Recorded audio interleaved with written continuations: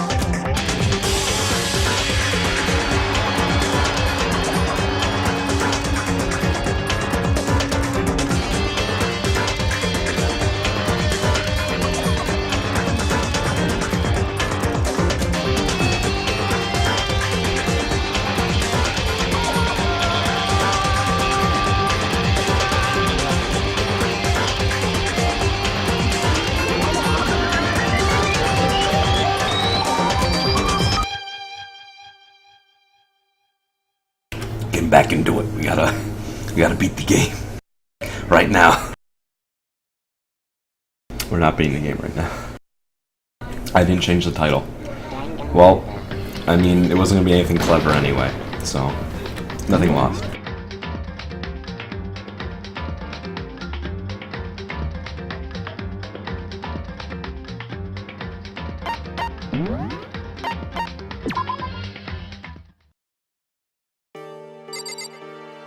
Oh yes, we left off where Saika ran away.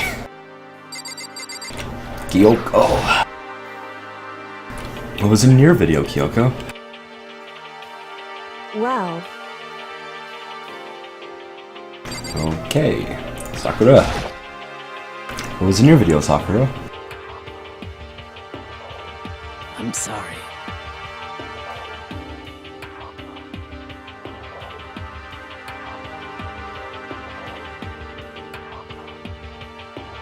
Oh, Damn.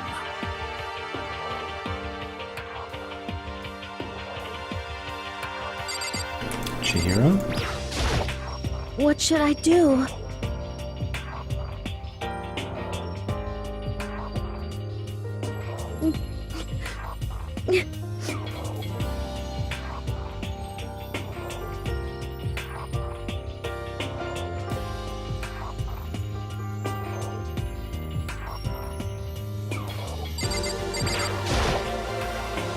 What was in your video, Taka?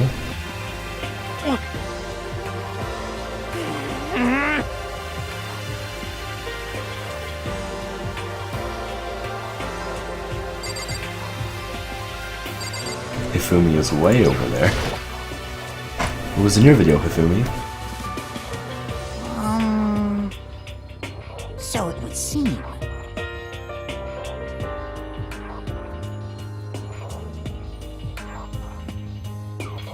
Well, why are you covering your ears? Yes, indeed.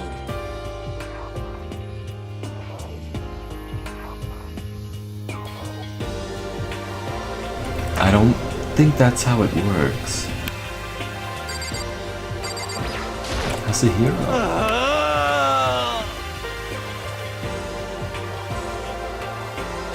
I want to think so, but What the heck?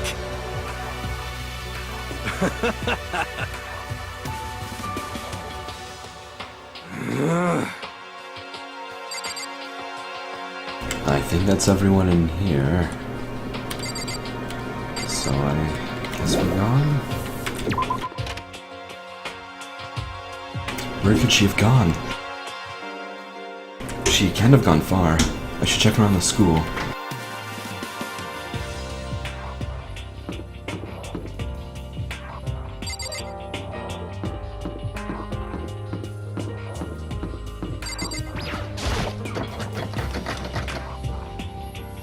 The door won't budge.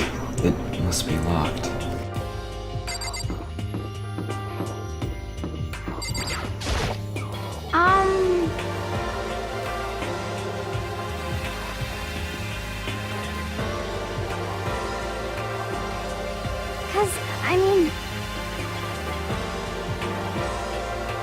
I'd like to believe that, but if it was real...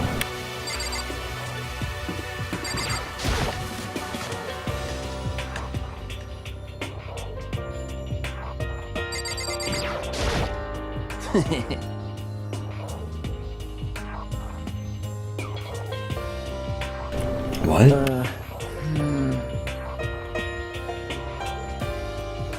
You...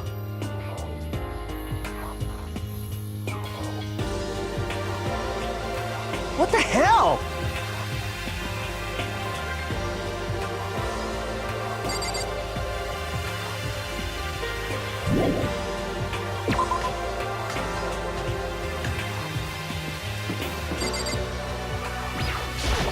I mean, this is just where I came from. Yeah, it is.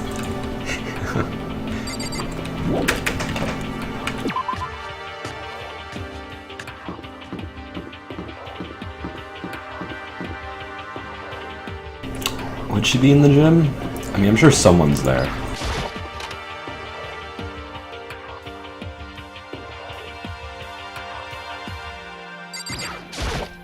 But more important,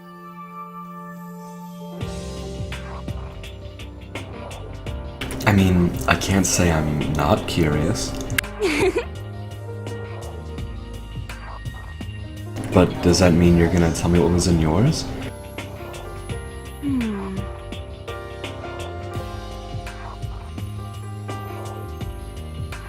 I don't think she's gonna tell me.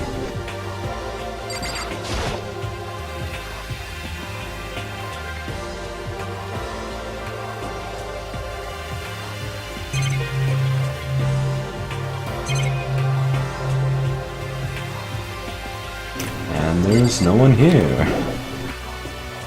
Of course no one's in the gym.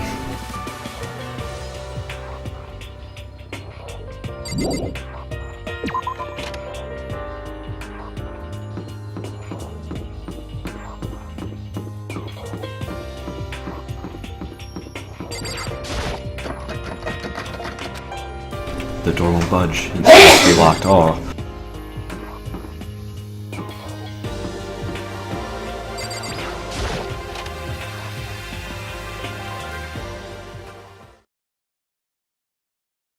Oh. This note's still here, weird. That's a desk I woke up on the day I got here. But that doesn't matter now.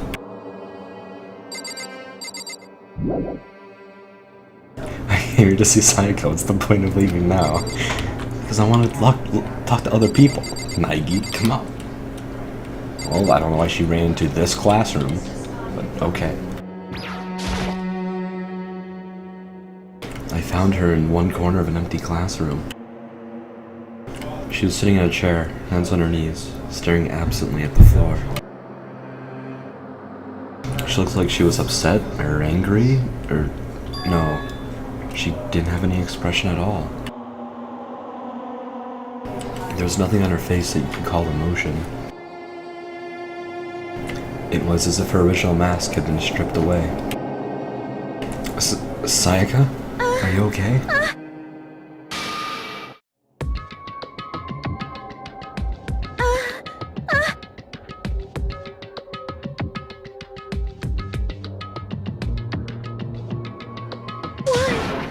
why?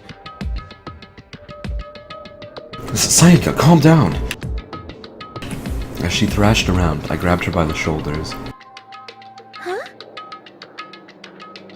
I understand. I know how you feel right now, when I think about what might have happened to my family. But now more than ever, we have to stay calm. This is exactly what they want. They want us to lose our composure and stop thinking rationally. Think about it. Those videos have to be fake. Because if those things really had happened, people out there would be in an uproar. Our families, the police, everyone. Right? So let's just calm down, okay? Otherwise, we've already lost. I know I was trying to convince myself just as much as her. kept repeating those words to myself to clear away the images that had burned into my brain. Be calm, okay? Just be calm. As long as we work together, I'm sure we can find some way out of here. And help might even come before that.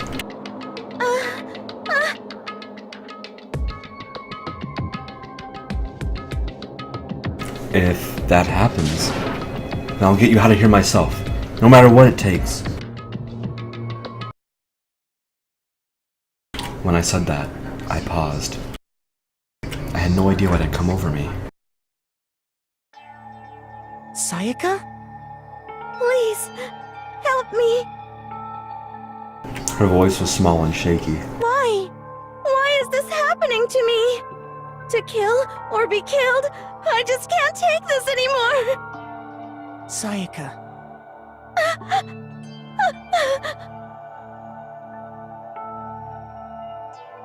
Finally, she raised her face up from my chest. She looked at me with those big, wet eyes of hers. Makoto. Huh?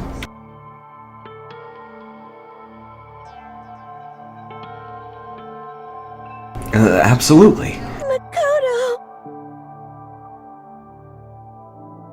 No matter what happens, please always be there for me.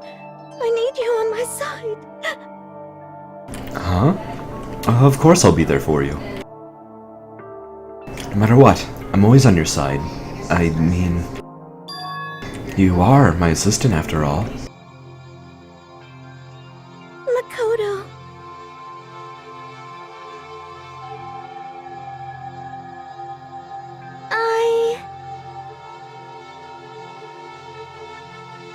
Because I'm your assistant.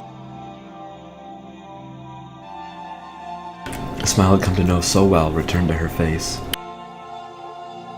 It felt a little forced, but still, it was a huge improvement over how she was before. Hey! Hey!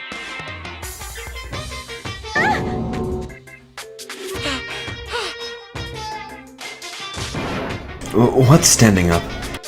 Come on! Disgusting.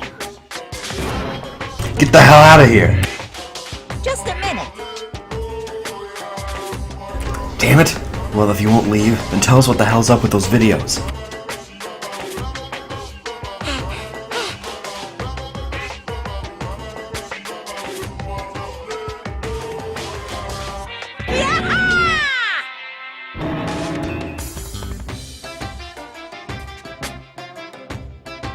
I balled up my fist, took aim, and swung as hard as I could.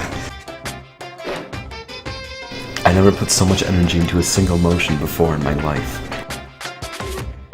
I leaned back, channeling all my power, and let go with everything I had. Ah!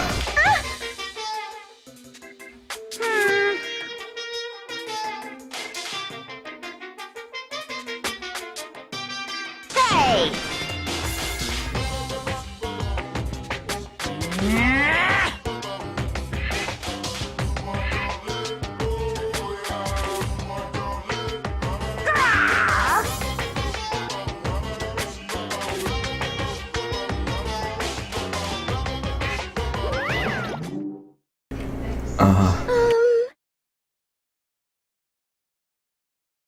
You just want to mess with us.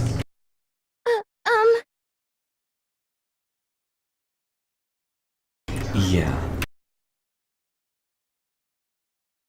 Nukoma, come along and swiftly destroy the good mood we just created. Saika and I headed back to the dorms. Hello! Welcome to Strem. You should get some rest, Saika. You still look pretty shaken. Sorry.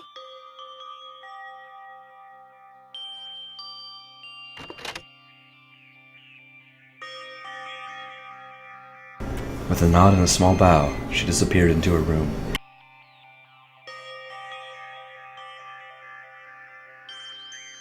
Now on my own, I headed off to tell everyone that Sayaka was okay. Once I was done, I decided to go back to my room. It was hard to think after watching that deranged video, I needed some rest of my own.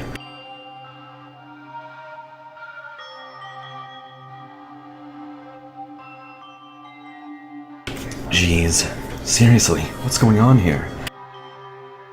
There's just so many problems.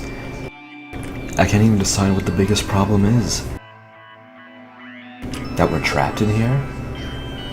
That what I saw in the video might be real? Monokuma? What the mastermind has in store for us? Or are we our biggest problem? I want to get out of here, but I could never kill someone. Do the others all feel the same? Yeah, that's definitely the biggest problem right now.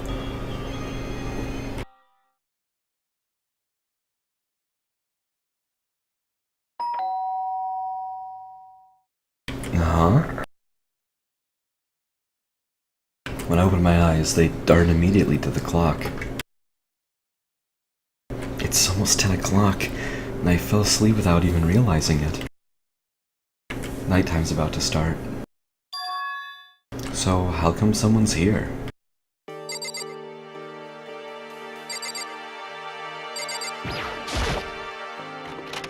Sorry. Sayaka? Kill her with the sword. The gold coin. Is there a Monokuma coin in my wastebasket?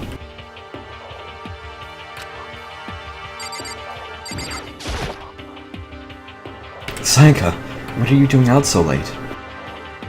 That's when I noticed. Her body was trembling. Is everything okay? It was so strange. Something weird? Makoto. Just a little while ago I was laying down in my room. I think she's supposed to be saying this. This is a glitch. Her voice sounded like all the air had been squeezed out of her lungs. Yep, that was definitely a glitch. Just hearing her talk made me tense up. I was so scared.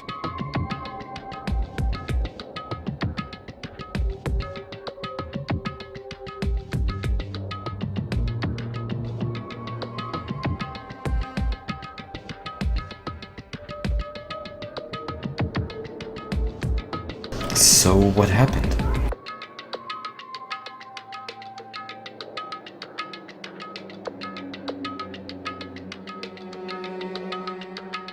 Makoto. Someone tried to force their way into your room? But who would do something like that? I mean...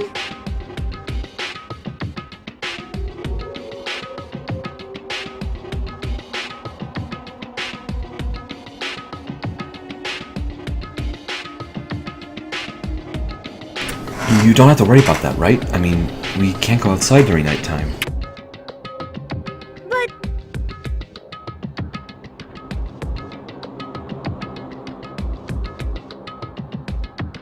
Then, why don't you stay night tonight? Would that make you feel better? Huh? Outside the school regulations was that we had to sleep in the dorm rooms, right? It didn't state specifically which room each person had to sleep in, so... Hey,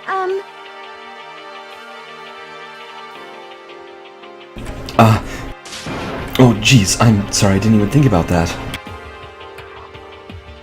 Honestly, that didn't even cross my mind.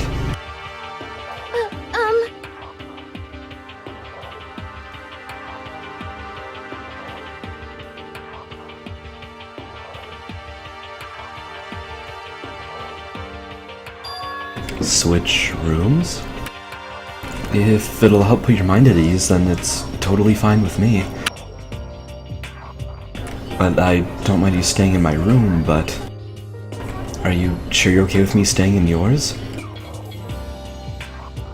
That doesn't, like, concern you? In that case, then...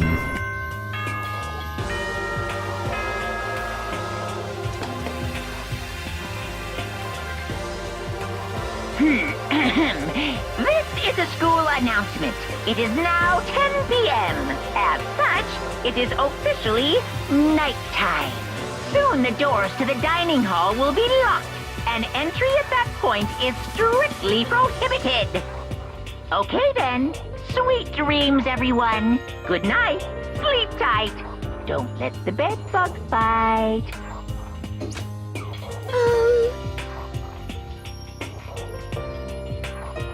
Okay, so it's settled. I'll head to your room right now. Oh, if we're gonna trade rooms, we'd better trade keys, too.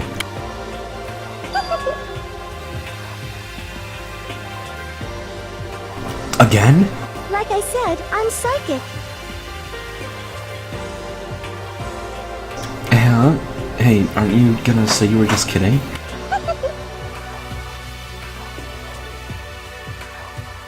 Something resembling a smile had made its way to her face. Thank goodness, it looks like she's already started to get back to normal. Okay, we better trade keys then. Okay. We exchanged keys and when I looked back up at her again,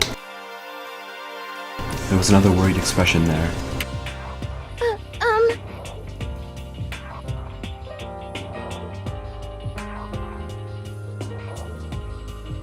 I won't. The same goes for you, Sayaka. No matter who it is, don't open your door for anyone.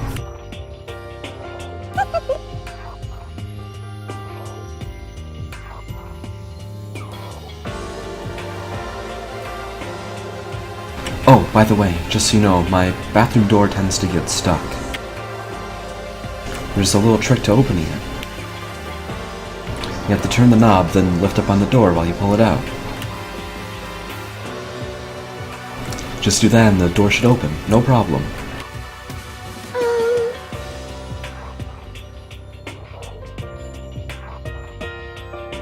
Oh, that's right, I totally forgot.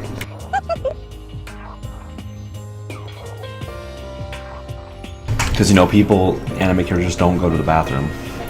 Okay, well, I'd better get going. See you tomorrow, Sayaka. Hey,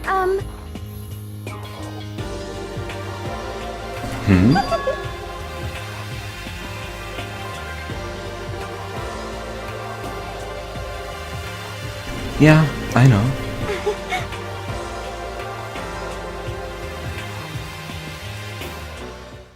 Sayaka gave me one last parting smile and I headed off to my room.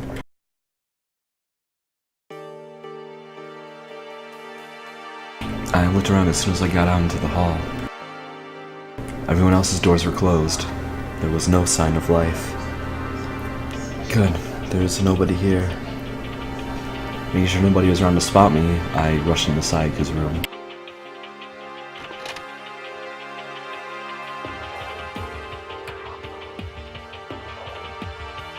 So, this is Sayaka's room. It doesn't look any different from mine. It smells nice, though.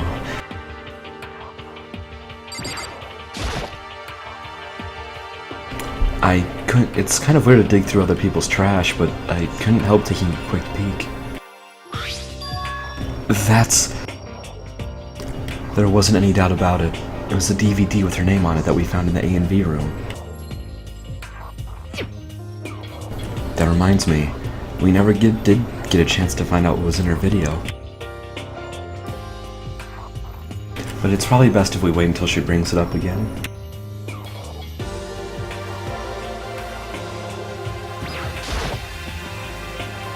If I remember right, all the girls' private bathrooms have locks on them. I'm a little reluctant to go in.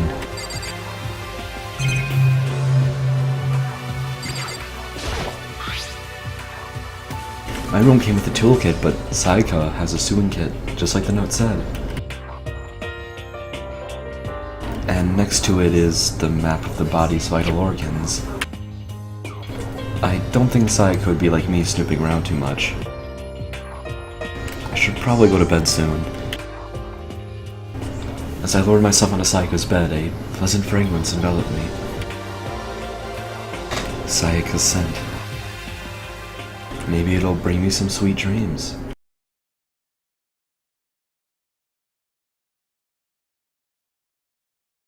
Being a little bit better than before, I fell asleep.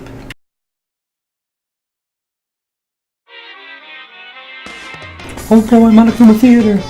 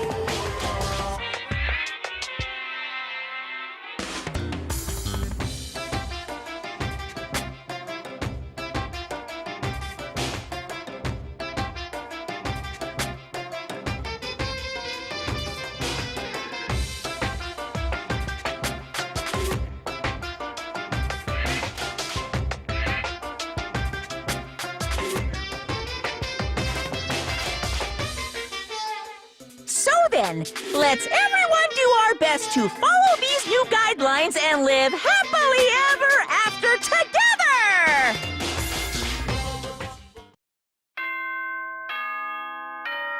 Huzzah.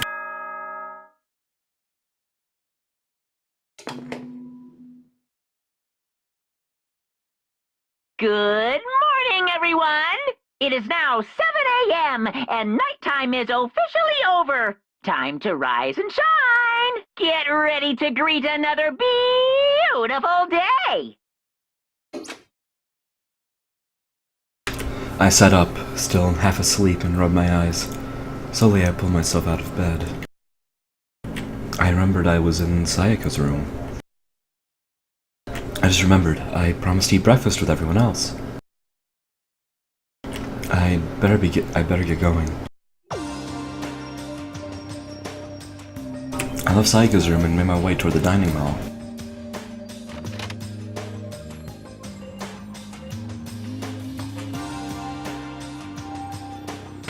A few people had already gathered at the dining hall by the time I got there.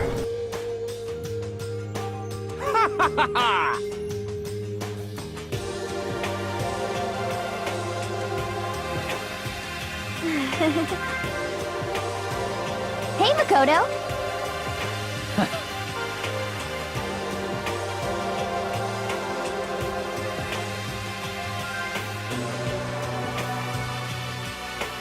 Sorry, I had to sneeze. Ugh. I figured everyone who had arrived on time could be considered model high schoolers.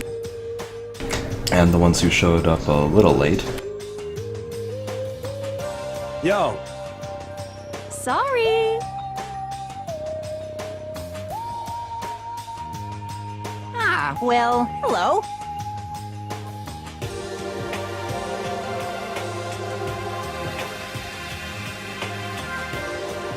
The types with a more relaxed sense of time.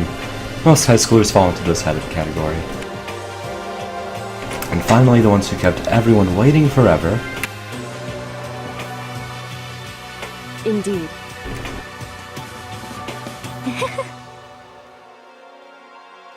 my bad, my bad.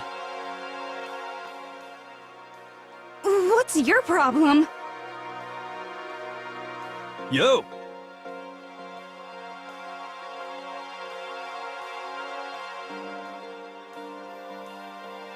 I don't care about time or other people in general. They're the kind who move at their own pace. But regardless, everyone had arrived. At least, that's how it was supposed to go.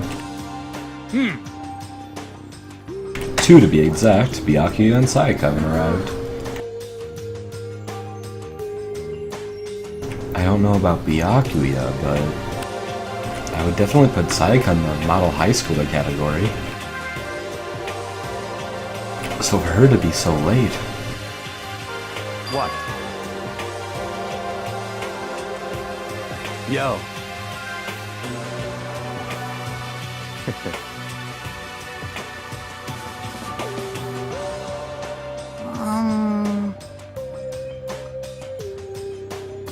However,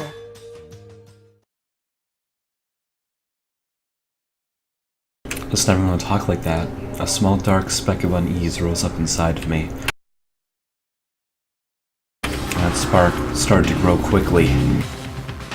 I need to go. I have to check on her. The words had barely left my lips before I flew out into the hall.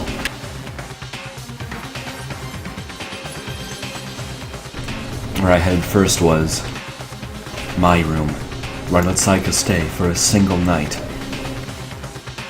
where she was supposed to be safe. But over the course of that one night, the room had been completely transformed. Oh, what the hell?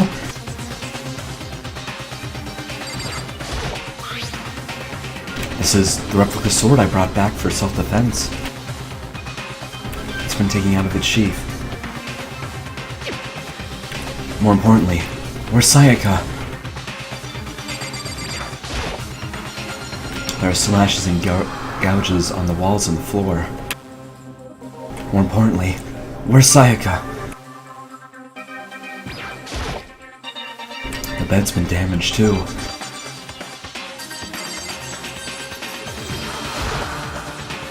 This is the replica sword I brought back for self-defense. It's the sheath for the replica sword. The sword itself has been removed. More importantly, where's Sayaka?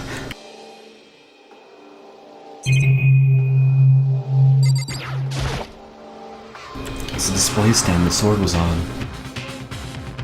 More importantly, where's Sayaka? Where's Sayaka the meme? Where's Sayaka? Where is she? Sayaka. I better check the bathroom. Let's take a look inside.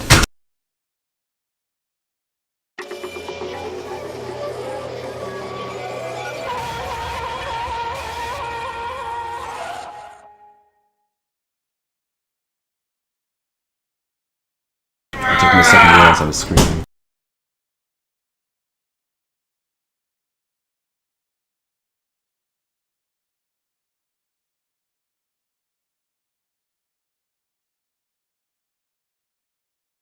Sorry, I can't talk for a little bit. Apologies.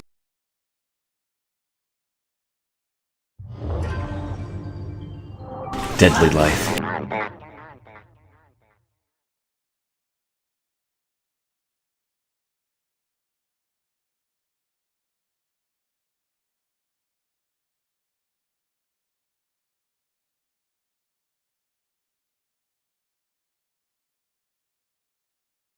That's pink blood?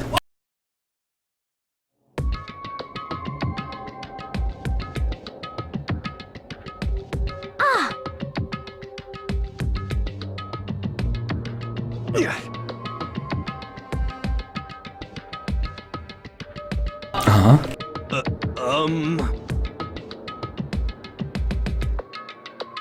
Well,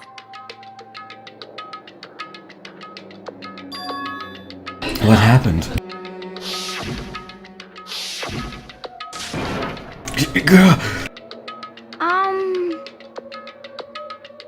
So it wasn't a dream?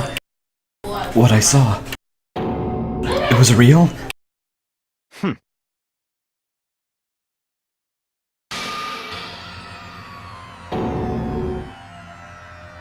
A deep, dark despair worked its way through my body and then exploded out of me. I shot up and took off running.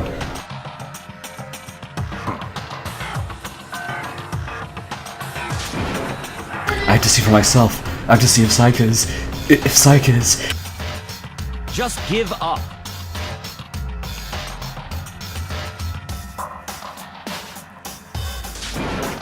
No!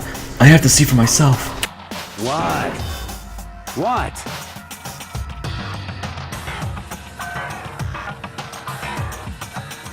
What good is it gonna do just sitting around here?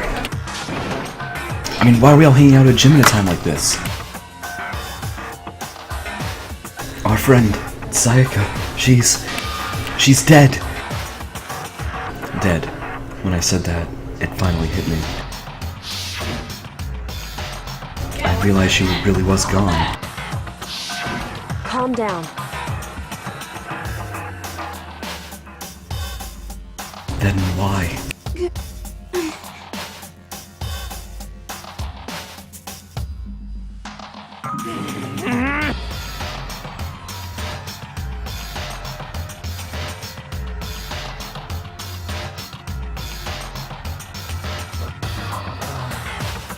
So...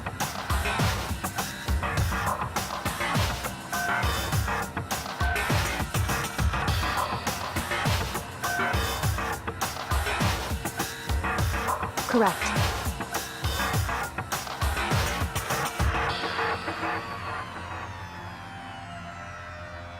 Why should we listen to anything he has to say? It's obvious he's the one who killed Sayaka. Wrong.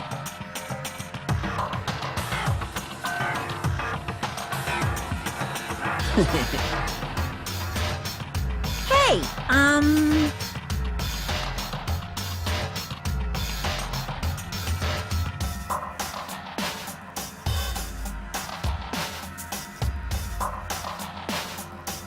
listen up!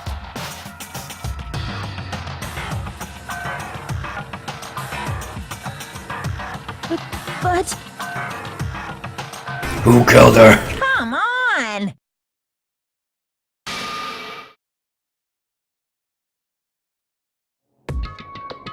Nobody had a reply for that.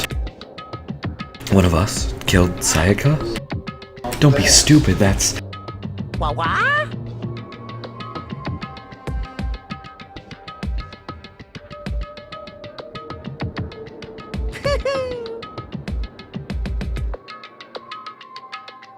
Yoo-hoo!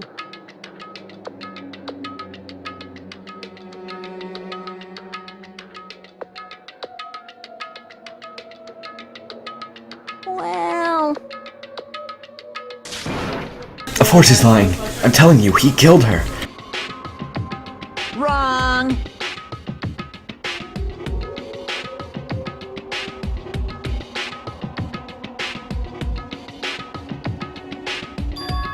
What? Without thinking, I looked around at everyone. They all had the same look on their faces. Everyone looked at each other with a combination of fear, suspicion, and confusion.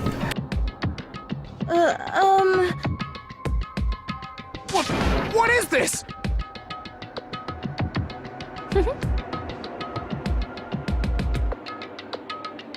Just hold on.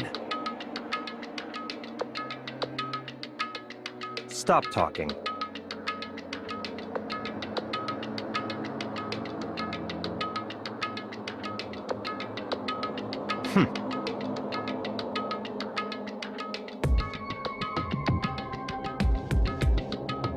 Huh? Come on.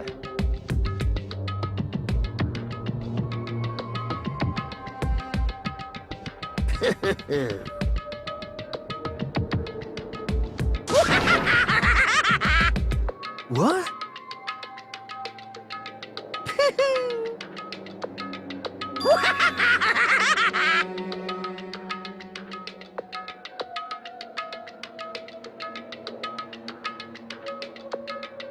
Hey, come on now.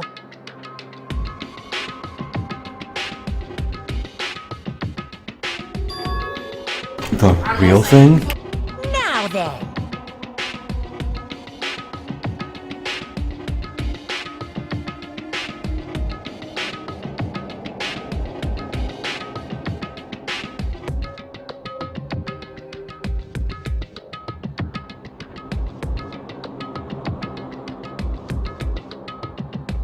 Then perhaps... They have to get away from it with it too. Thanks to those meddling kids, he isn't gonna get away from it.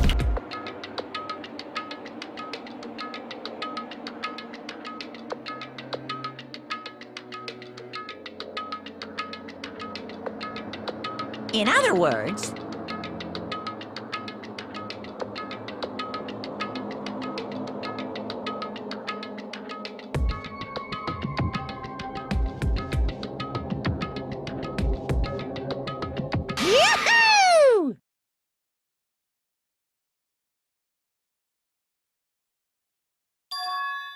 Class trial?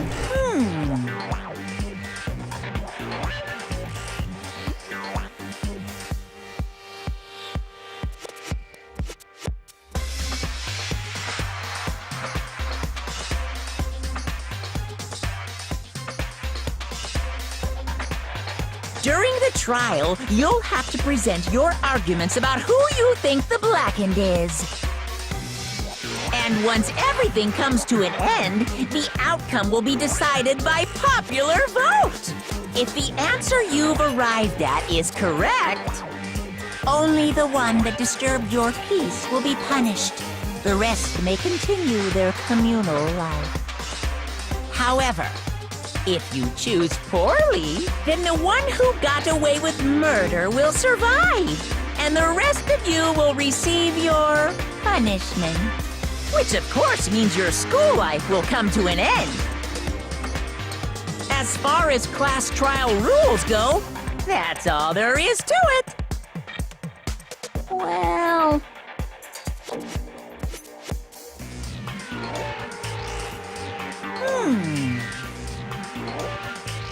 What? What?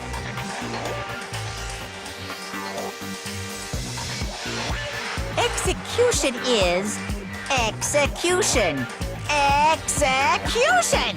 Electric chair. Bzz, bzz, poison gas. Torn apart like a paper plane in a hurricane.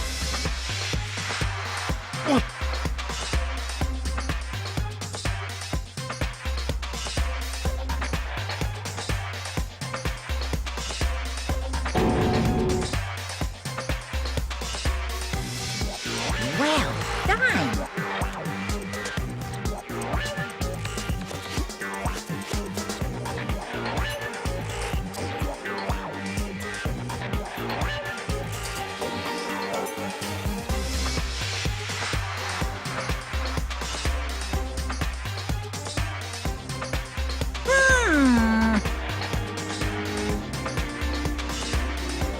Uh-huh.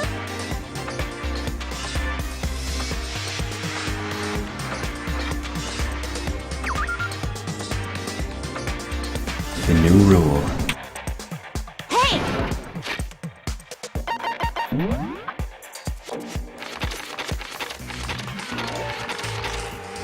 If the guilty parties explodes during the class trial, they alone will be executed. The hell are you talking about? Huh? What the?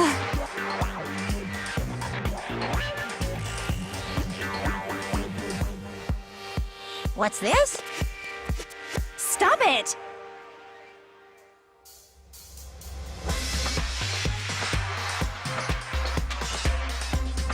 What?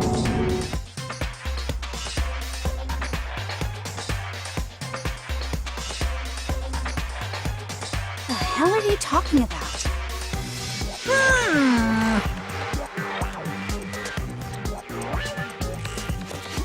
Shut the hell up!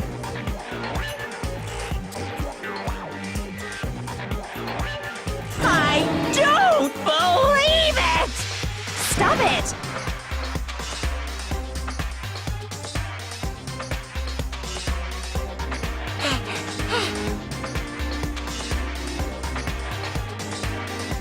Shing!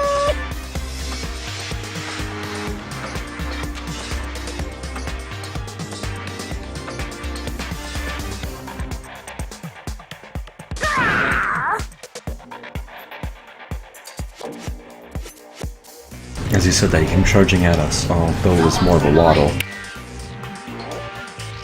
But then, Are you enjoying yourself now? Are you? Huh? Violence against Headmaster Monokuma is not allowed! You violated a school regulation! I invoke the mighty summon spell! Help! To me, godly spear Gunyear!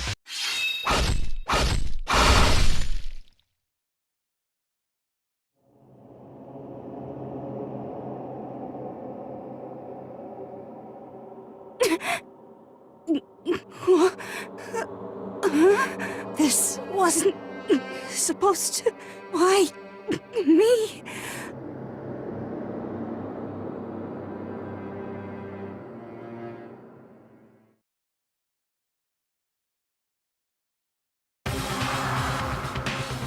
No way!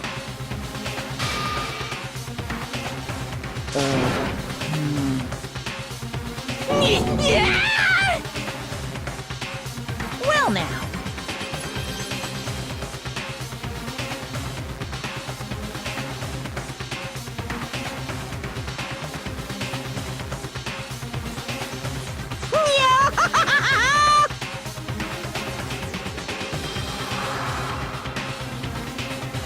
And a second one dead. Now you see just how serious I am. Defy me and you get shot full of holes, exploded, buried alive, disintegrated, etc. So, if you don't want that to happen to you, you'd best obey those school regulations. Juko's body had been impaled with a bunch of spears. An unbelievable amount of blood started pouring out of her body. It was the first time I'd ever seen the moment someone's life came to an end. Nobody there could deny what they'd seen. Juko, who until just a second ago had been our friend, was dead. She'd died. She'd been murdered.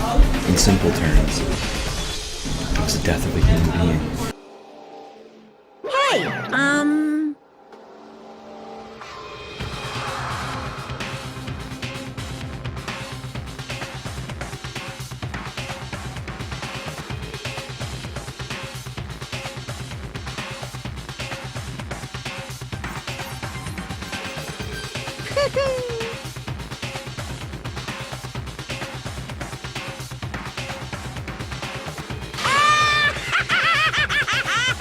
Why?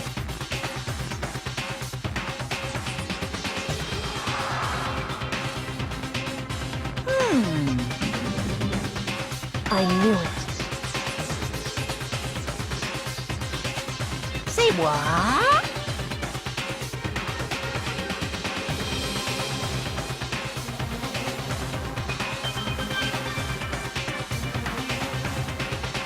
Damn it! Well now.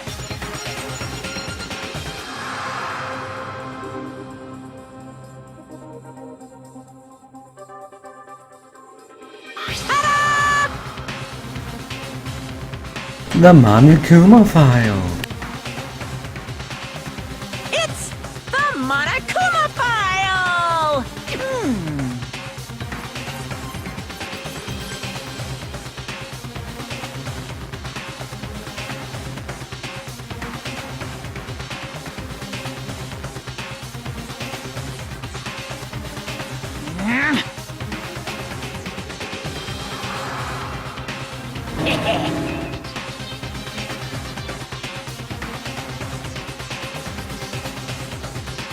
So then,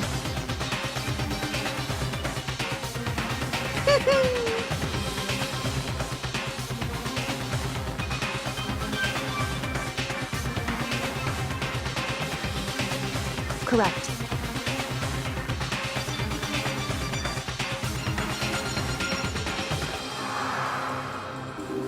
Well?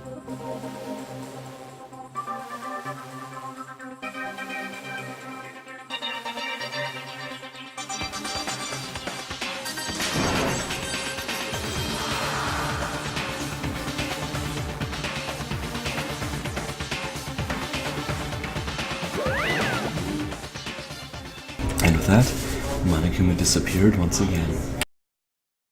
He left us stunned and confused. He left us at a total loss. He left us with Junko's dead body growing colder right in front of us. And for who knows how long, nobody said a word. The fact that Saika and Junko were dead was a huge shock, of course. But there was more to it than that. It was also the idea that one of us had actually murdered someone. And if we didn't find out who it was, we would all die here. We found ourselves in a situation we couldn't help but look at each other with open suspicion. It was the worst situation imaginable. And yet, even in such a perversively terrible situation, she didn't show the slightest hint that it had gotten to her. Hey,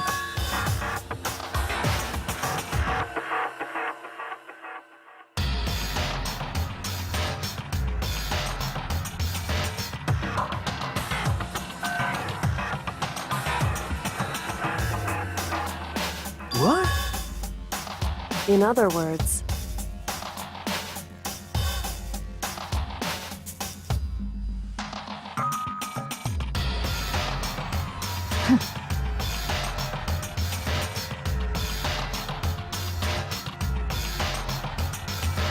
What the heck?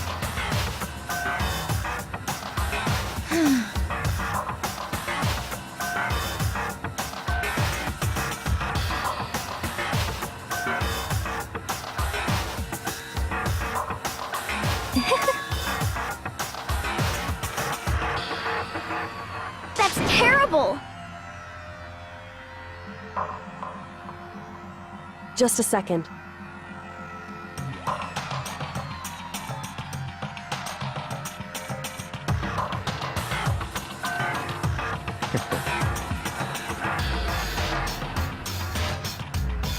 Of course.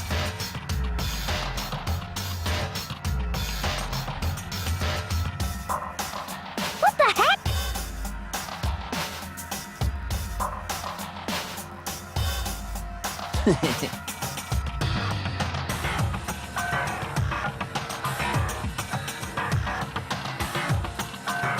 We just have to do it. Everyone kept repeating that sentiment. They were using it like a mantra to give themselves strength. But they're right. We just have to do this. No matter how much we don't want to, we have no choice. If that's what it takes to survive, then that's what we have to do. On top of that, there was something I needed to find out. I had to know why Sayaka had to die. Why she had to be the one. I'm terrified to find out, but still, I have to know. Otherwise, I knew I'd never be able to accept her death. Which is why I don't have any choice. I have to do this.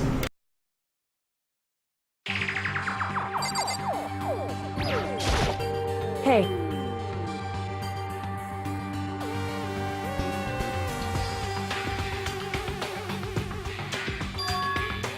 What do you mean?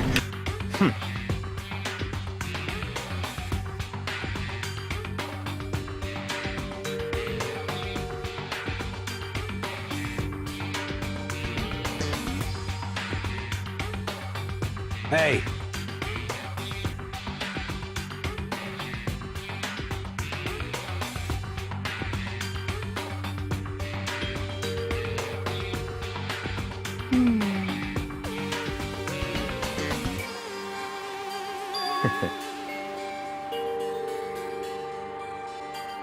what? Stop talking.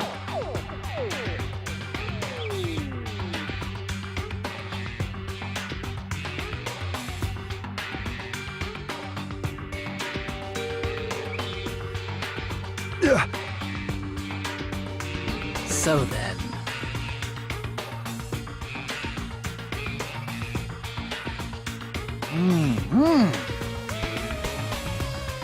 They're totally OP.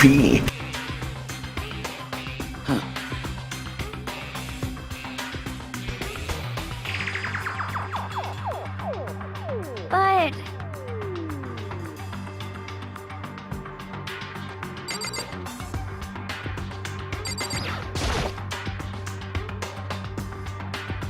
I gently placed my hand on Chico's lifeless body.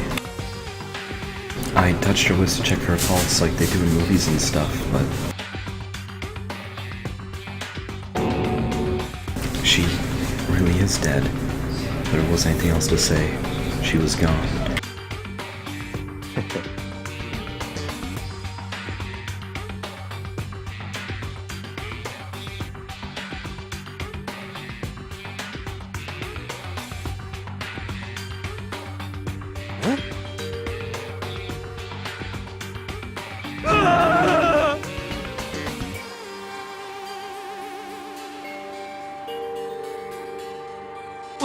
What?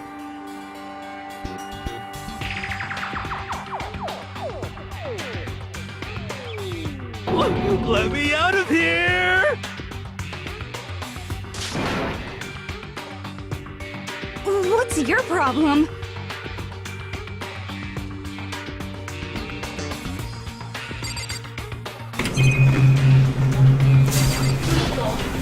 Oh!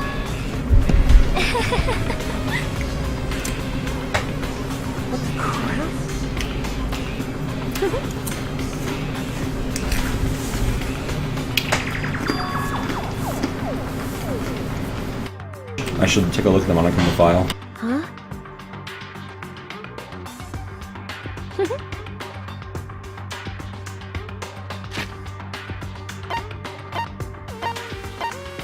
I can't yet. I can't let him out here, Neufer.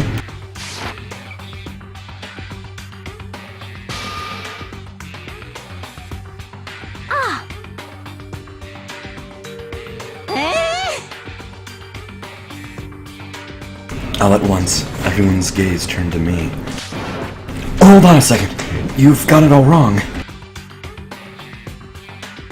For just one night, I traded rooms with her. I did it because she was afraid. What the heck? Look in everyone's eyes had done a complete 180 from just a few minutes earlier. The feeling of suspicion and fear had returned. In other words, you think I did it? So then,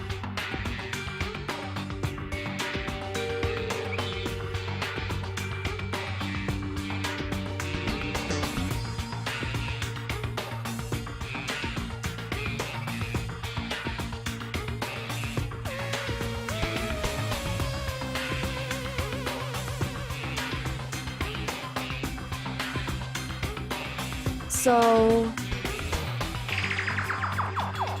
Actually, goodbye. With that, Kyoko hurried out of the gym. Goodbye. And just like Kyoko, he was gone before we realized it. Yo.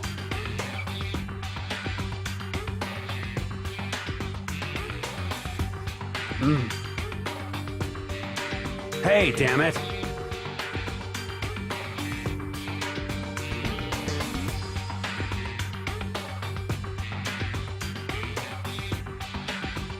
You're fucking dead.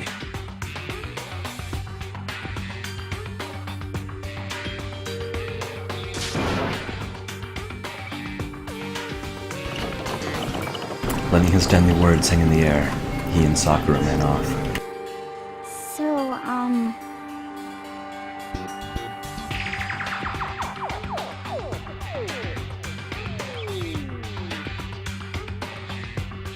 anyway,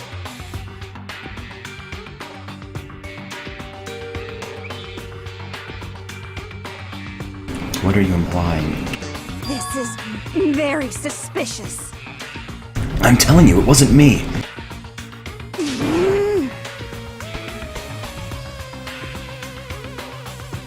So,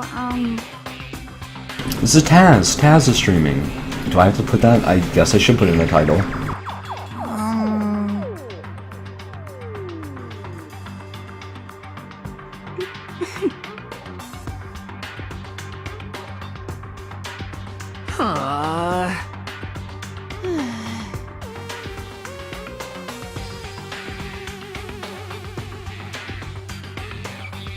Oh yeah?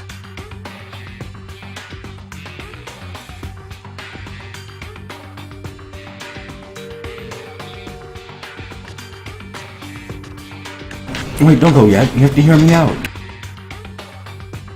It was pointless. Everyone had already left. And their parting looks at me had still been filled with suspicion.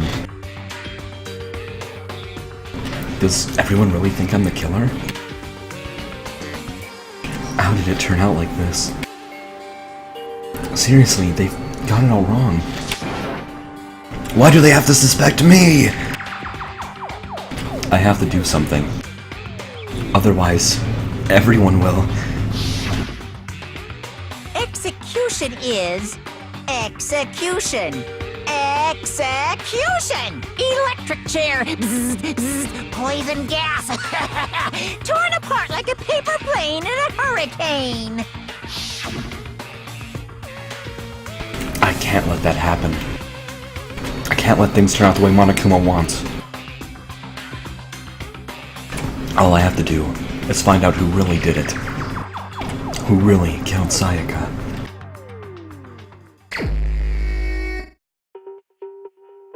I guess I should look through the Monokuma file we got before.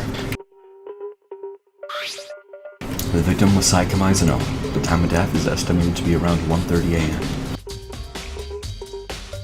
The body was discovered in Makoto's room, in the dormitory. All evidence suggests that the death took place in the bathroom. The cause of death was a stab wound to the abdomen. There was also an injury to her right wrist. Specifically, the wrist appears to have suffered a fracture. We have no choice but to push forward if we want to find out what happened. Somehow, I have to find out the truth, so that we can all survive. And for Sayaka, I have to find out how she was killed.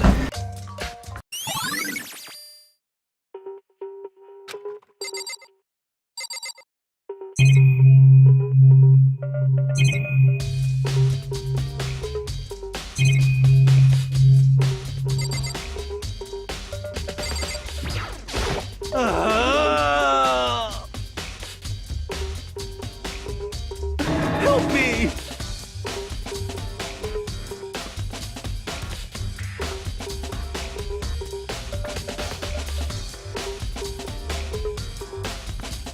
Hiro doesn't seem prepared to do any kind of investigating right now.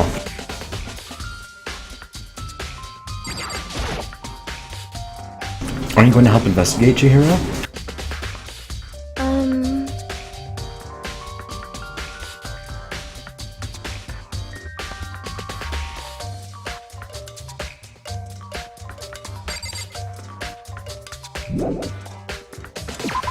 Guess we gotta go look for evidence.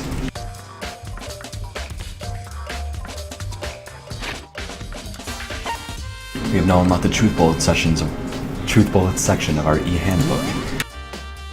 So far all we have is the Monokuma file.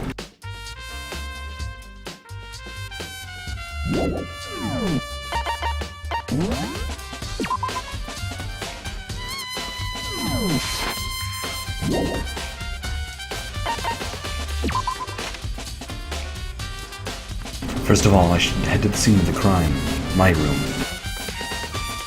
We won't look any progress without investigating there.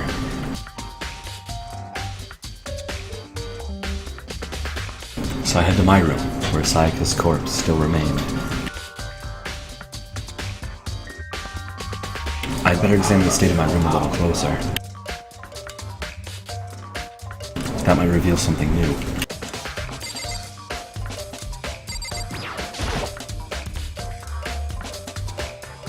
This is the replica sword I brought back for self-defense. Does this mean it was used in the attack somehow? And plus, it's been taken out of its sheath. I haven't actually looked at the blade itself until now. I won't be surprised if it's coated in gold too. On top of that, some of the gold coating has come off on parts of the blade and the handle. Yeah, the handle especially is missing a lot of its coating. I'm really coating sticks to you even if you just touch it a little bit.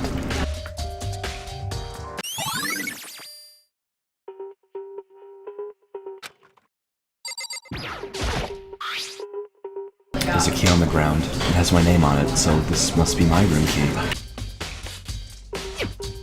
If I remember correctly.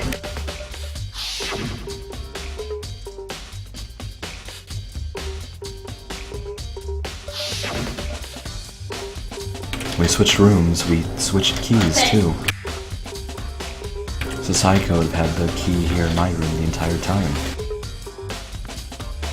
But wait, if that's true, then how did the killer get into the room in the first place? Could Psycho have forgotten to lock the door? No, that seems impossible.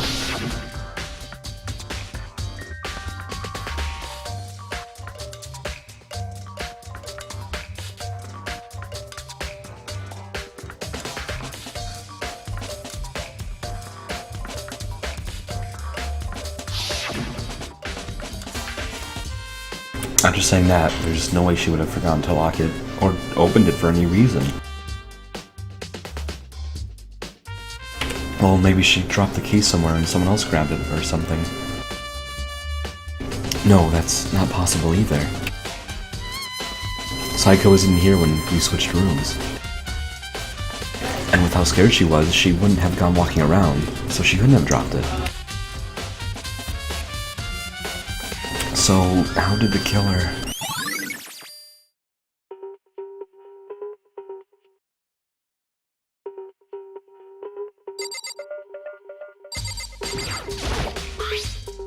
Huh? Looking at the lint roller, it looks like there's way less than there was before. Did Psycho see how dirty my room was and decide to clean up a little?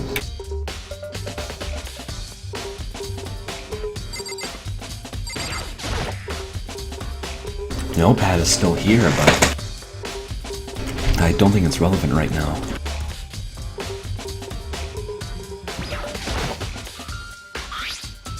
The toolkit is still inside the drawer. I don't see any evidence that it's been used at all. Which makes sense, I guess. I mean, it's mine and I hadn't had any reason to open it. I can't even imagine a situation where I need a toolkit like this. Yo. Oh, Mondo. What? What?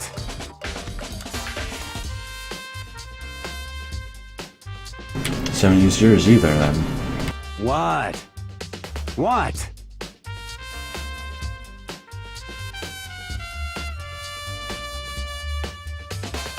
By the way,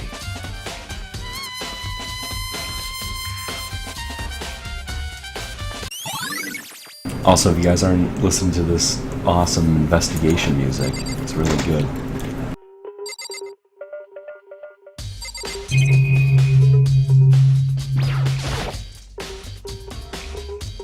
There are scratches and gouges on my walls and bed. Is that evidence of a struggle? It looks like there must have been some kind of fight in my room. Damn it. I was right there in the other room. If only I heard something. wait. Huh?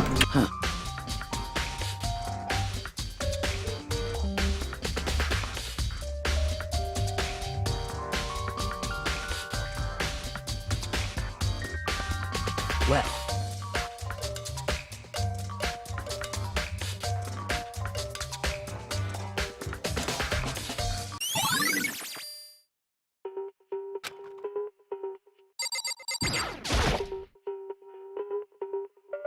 There are gouges in the bed, like someone attacked it. What the hell happened here? by the way,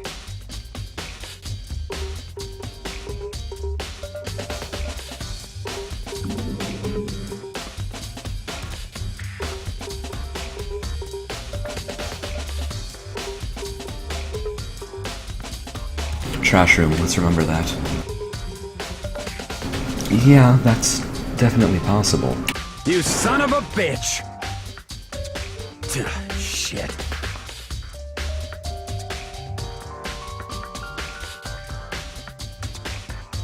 You're fucking dead.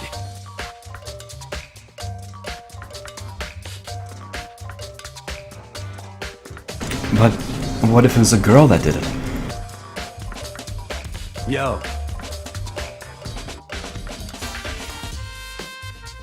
Yeah, because then you would be punching the girl. Even if... And if you killed the girl, then you would be disrespecting your own rules. Sakura, do you think I'm guilty too? Hey,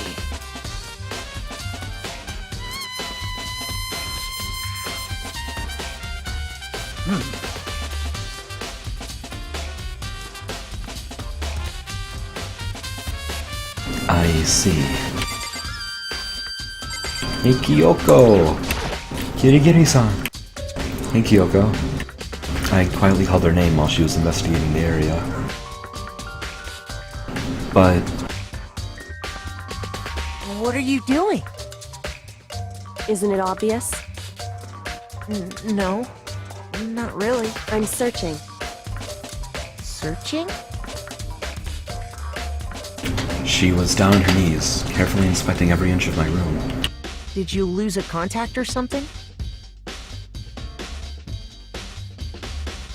I don't know what she's doing exactly, but she seems to be concentrating pretty hard on it. But a few seconds later, she suddenly stood up straight and said, Listen, "Huh?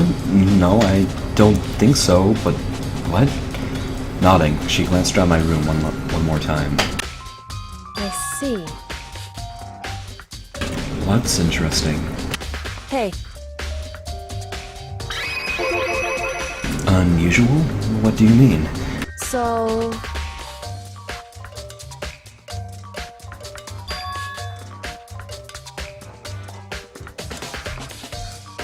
Really? Indeed.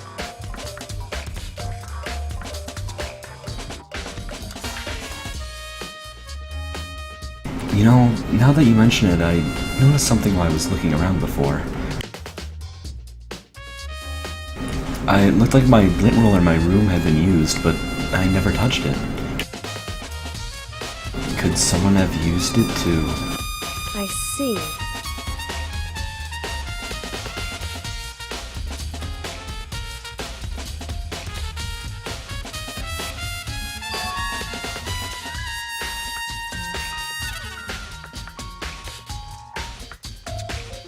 Was it Sayaka? Or the killer? Well,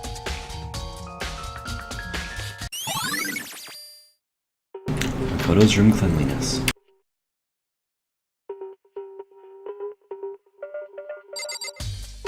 Okay, well we got a few new truth bullets.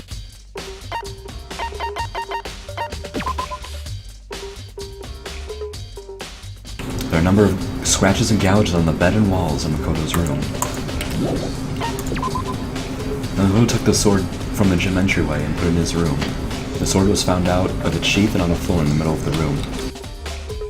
The sword handle was missing some of the gold plating, as was part of the blade. On the night of the murder, Makoto and Sayaka traded rooms and room keys. When the victim was discovered, Makoto's room key was also found in Makoto's room. Sayaka had originally asked Makoto to switch with her when someone attempted to force their way into her room, and she became frightened. This had been placed in Makoto's room before he arrived. It remains unopened, and there is no evidence of it having ever been used. All the other nurse students claim they haven't used theirs either, but still. Not a single hair was found on the floor at the scene of the crime. In addition, the lint roller shows evidence of being used. Time to look at the body. I should look around here first. What, really? There's still more stuff? Okay.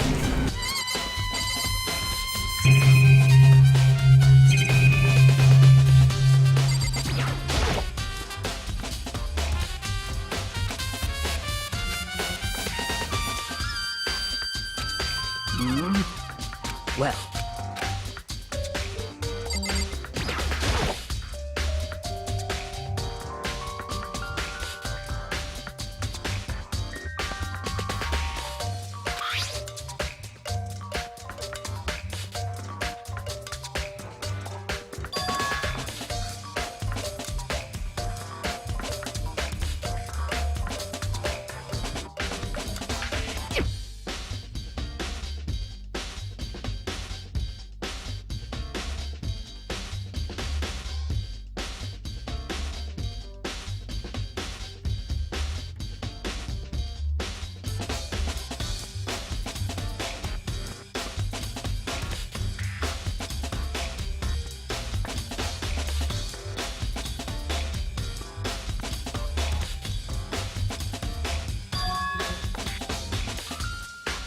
Sorry there were people around that couldn't speak.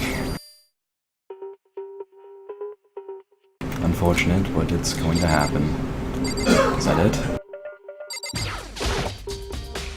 It's a display stand the sword was on.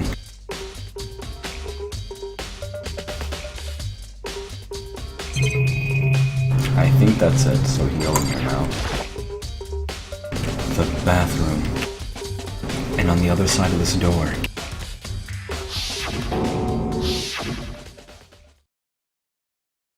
No, I can't let it get to me. I can't afford to freeze up now. Forcing myself to push my panic down, I stepped into the bathroom.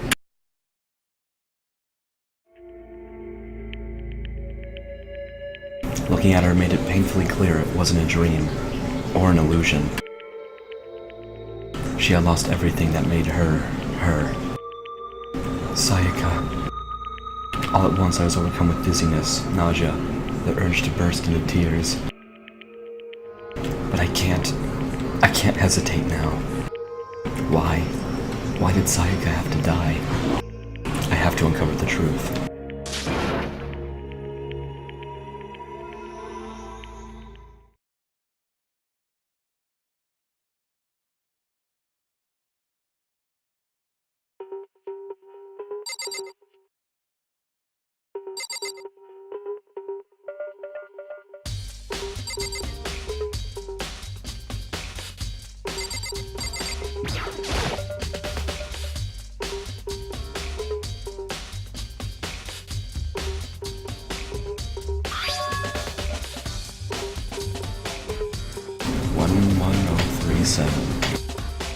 Did Sayaka do this?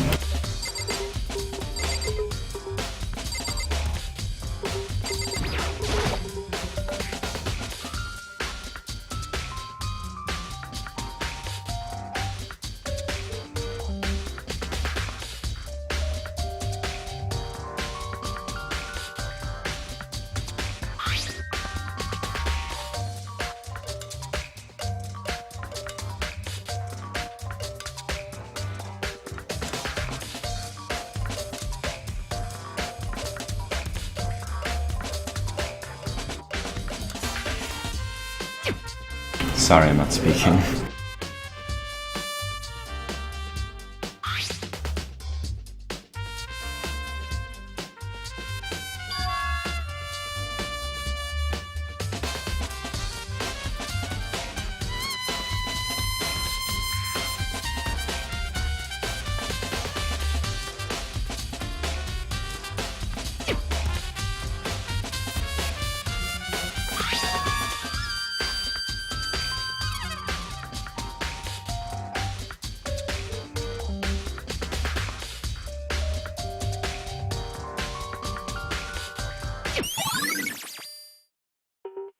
Sayaka's wrist.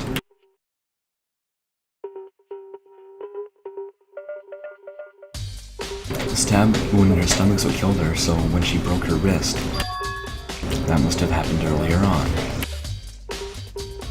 I mean, how could her wrist get broken after she'd already been killed? So it's very possible she broke her wrist during the struggle.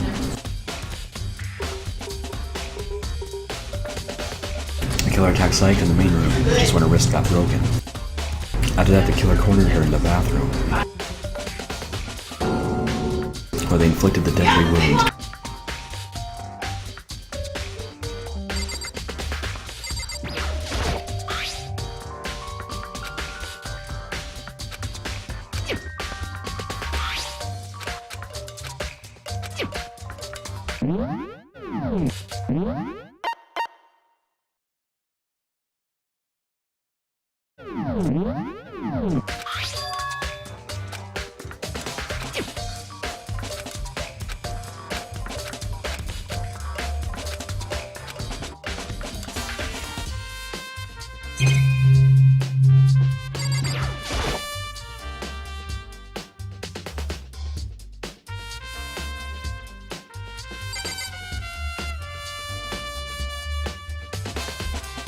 Is there no drain?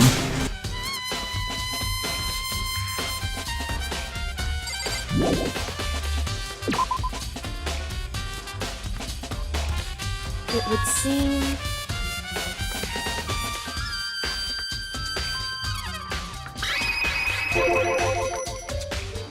I've never seen something written in blood before. It really was her final message. It's as if she wrote it with life itself. Right. But the numbers she wrote, what do they mean? 11037. I have no idea what that could possibly mean. So...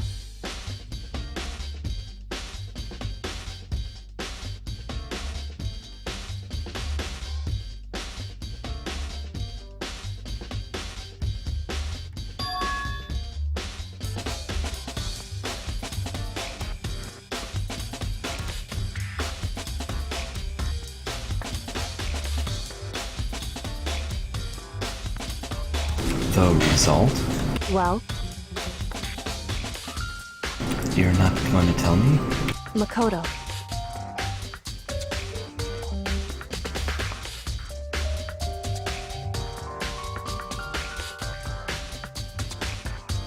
I have no idea what you're trying to say, but it's obvious you're not going to tell me.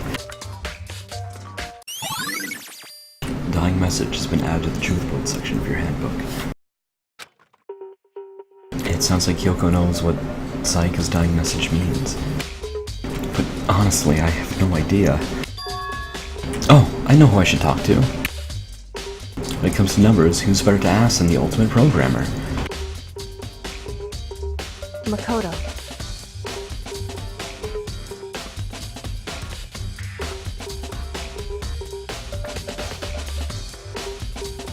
Broken? Oh, do you mean how it gets stuck? What? Yeah, I guess I'm the only one, but the door doesn't fit in the frame quite right. When I first tried to use it, I thought it was just locked. But once you learn the trick, it opens no problem.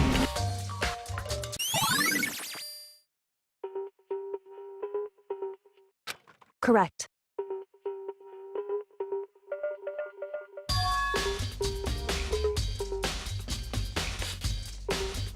Huh? The doorknob? That's right.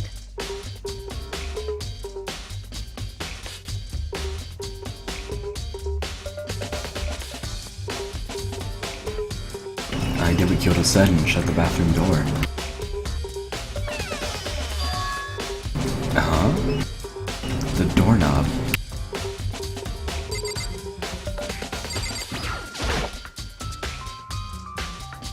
What the heck? The doorknob's practically about to fall off. Why is it like this?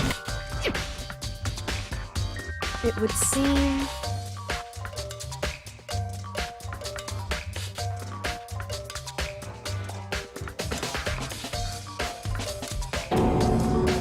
What? It was intentional?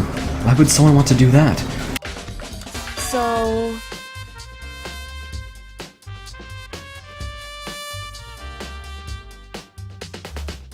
Well, my bathroom doesn't have a lock on it. Only the girls' bathrooms can lock, right? She stood there for a while, lost in thought. And apparently struck with a realization, she shot a question at me. Just a second.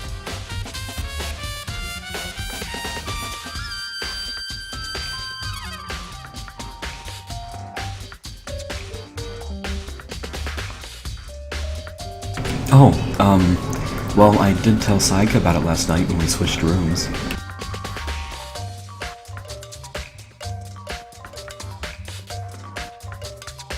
Hmm? She had the slightest hint of a smirk on her face. I got the sense that she was starting to get into all this. I see. Huh? What clears what up? I'm so lost. Goodbye. As if forgetting I was ever even there, she suddenly turned and left the room.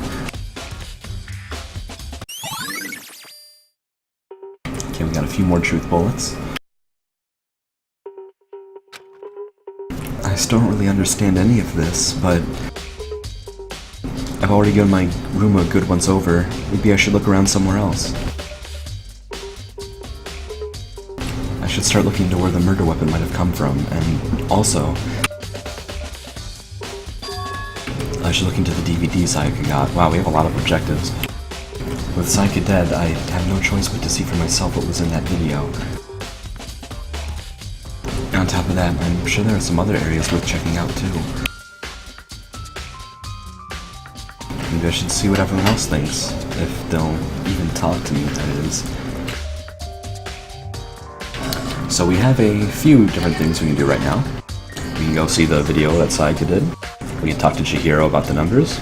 We can look at the trash room to see if there's any evidence there. And we can also go to the kitchen to find out about the knife. And then also just talk to people. So we have quite a few objectives.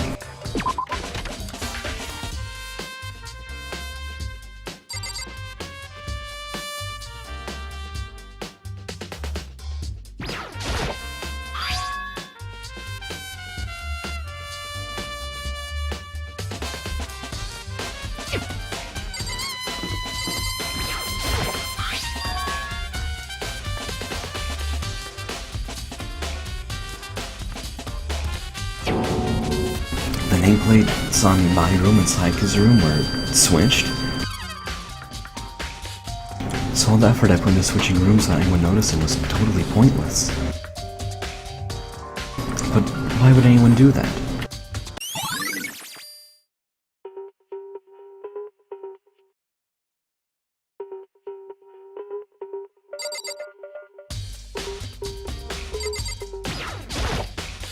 Very strange.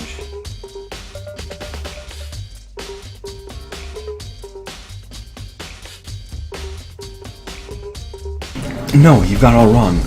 Sayaka and I switched rooms last night. He even tried to hide the suspicion on his face.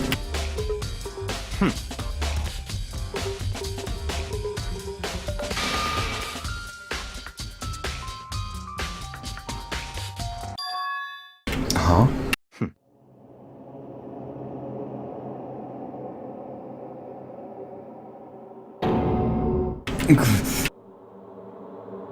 The reason Sayaka was killed is because I suggested we switch rooms. She's dead because of me. Then it should have been me that died.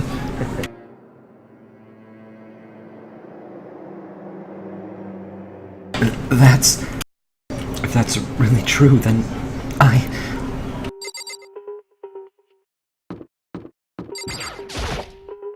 Seems like...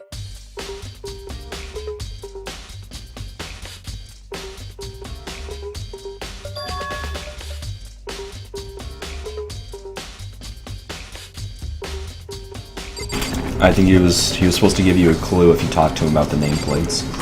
To like look at them, but I already looked at them.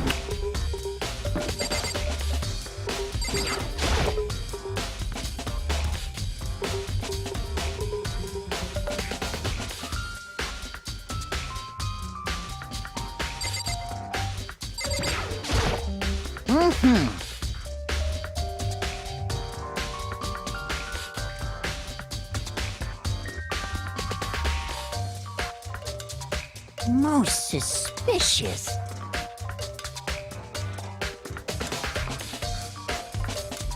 Do you really think I'm guilty?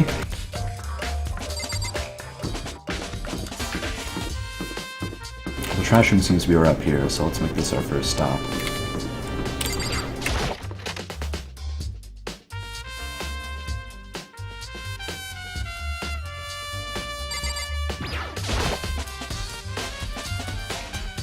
There's a sturdy gate here. No way to get past. Monokuma appears!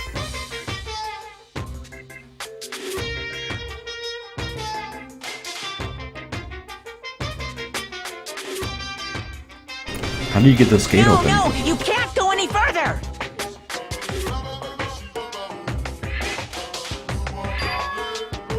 Cleaning duty? No, no, you can't go any further!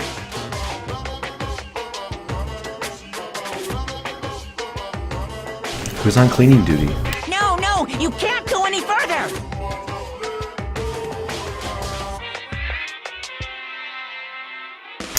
stupid. It'd be faster to just go around and ask the others. No, you can't go any further! Cleaning duty. There's a hatch on the floor.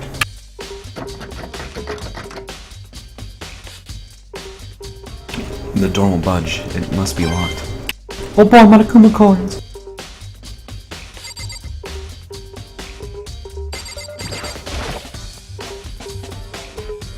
Looks like some kind of switch. I wonder what it does. Oh boy, Monokuma coins!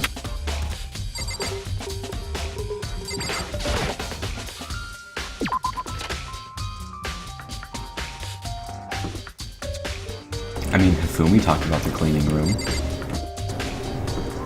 Hifumi?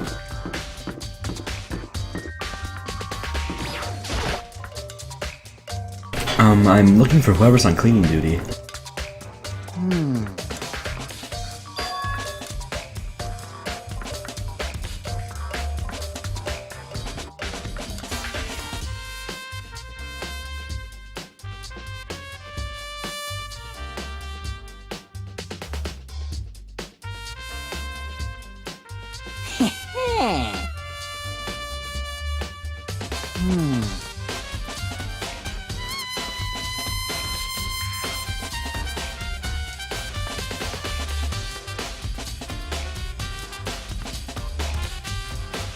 And since you're on cleaning duty, you can open the gate from the trash room. No!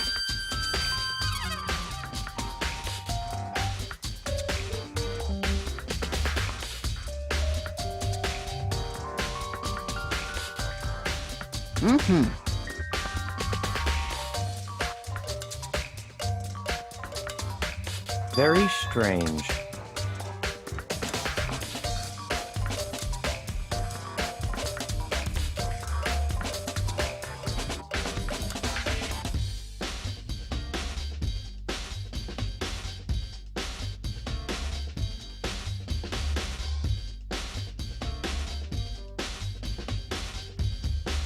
That does seem more convenient. So, in other words,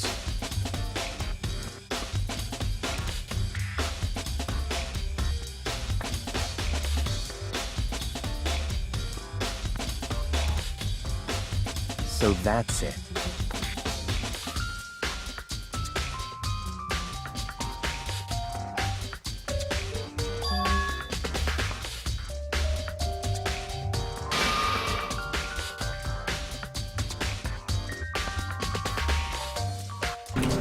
Boring? Hey, listen! Hey, you bastard! Oh,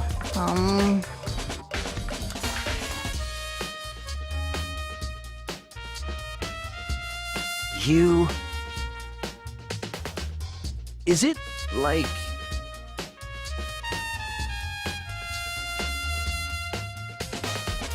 there's no way to think about this in a common sense kind of way. You know what I mean.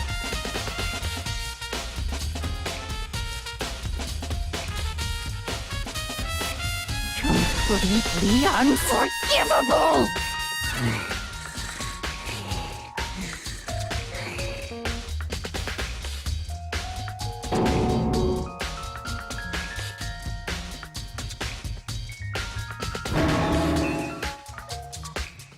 Give me a break.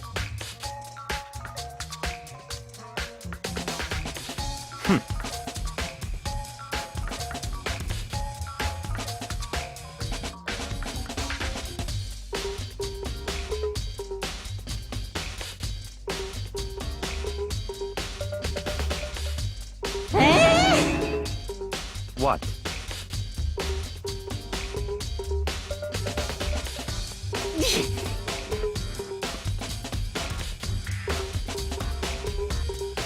Anyway, on another topic. Hifumi, since you're on cleaning duty, I have a favor to ask you.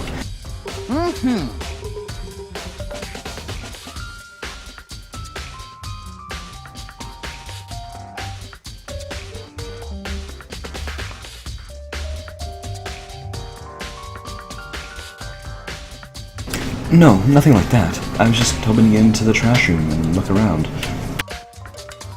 You got it. So easy. So Fumi and I headed down to the trash room.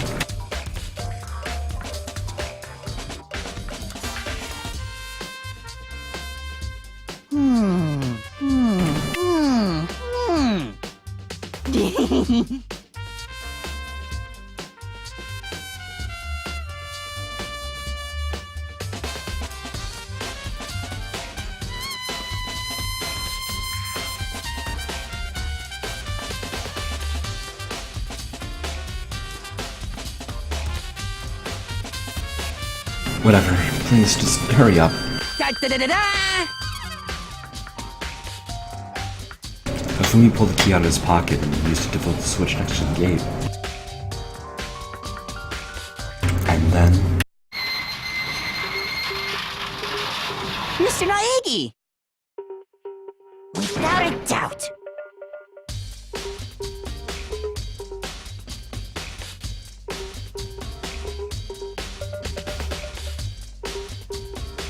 No! I just wanted to see if the killer had tried to destroy any evidence or not.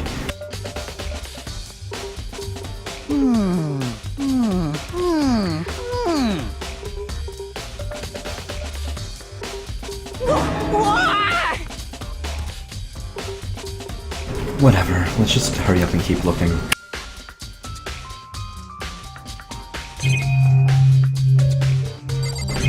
There's many questionable things down here, but let's look at those later. A green button and a yellow button.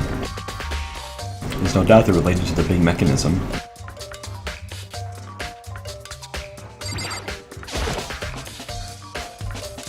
This is the incinerator. It's way in the back part of the trash room. It's a good 30 feet from here to the gate. Ah! And it's on right now! Mm-hmm.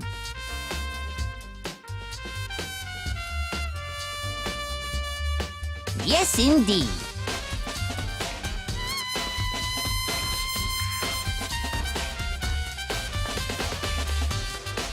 Hello, Marker.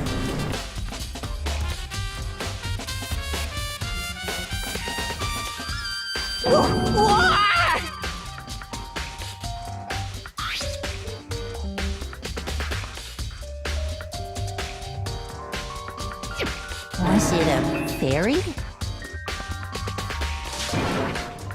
Kavumi, do you realize what you just said?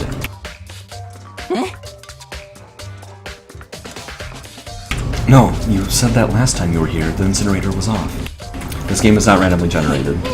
It's a visual novel. Same story every time. Sorry. I feel as if...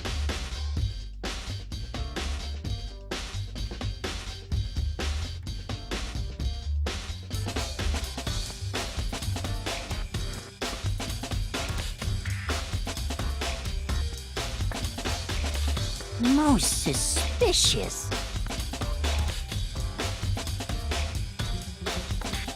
So that means someone was able to switch on the incinerator without opening the gate. But how is that possible? I will reveal all the truth bullets before we start the trial.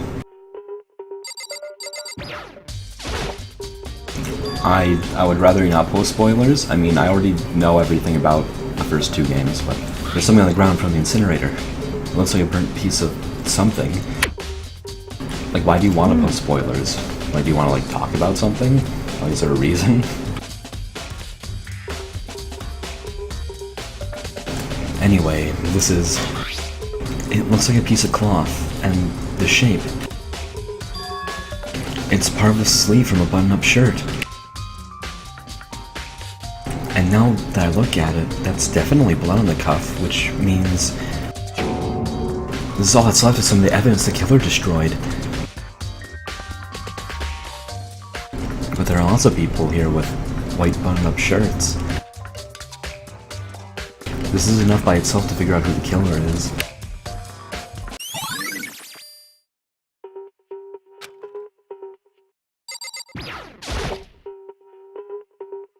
There are shards of broken glass around in front. Sorry. Looks like it was used by some. It used to be some kind of glass ball, just about big enough to fit in the palm of your hand. Is this perhaps... Do you know what this is? Mm-hmm.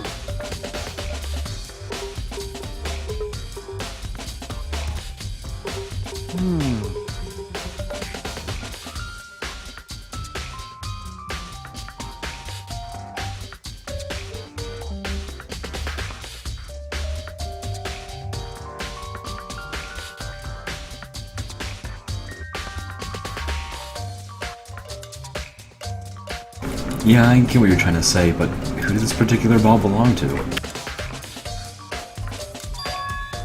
There's only one person it could be. They should all still be in the gym.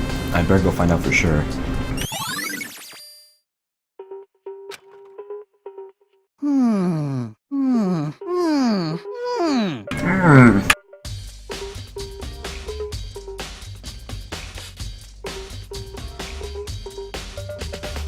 Completely unforgivable!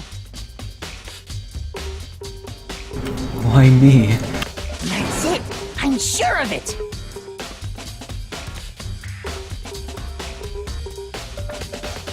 Sounds like he's living out one of his comic book fantasies. Okay, well, I'm pretty sure we investigated everything. Well, I guess we didn't talk to the Definitive.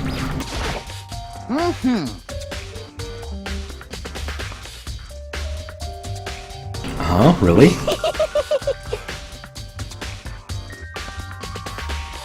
Come on, come on!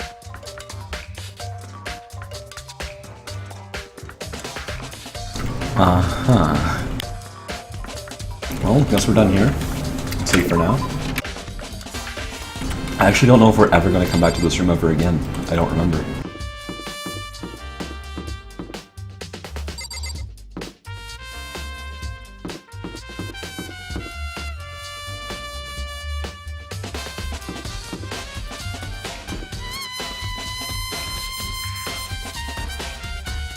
Oh yes, the kitchen.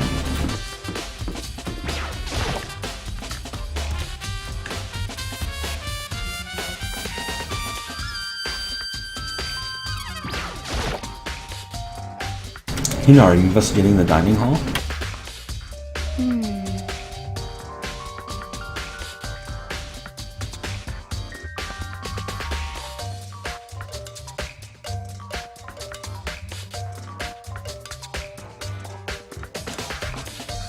I know what you mean.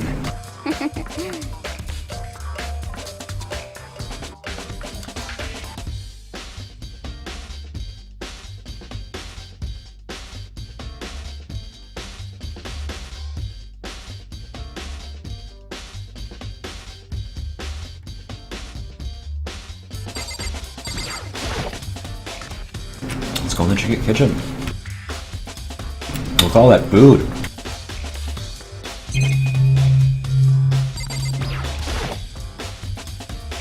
There's a bunch of vegetables all piled up. I don't see anything noteworthy about any of it. Oh boy, Monokuma coins!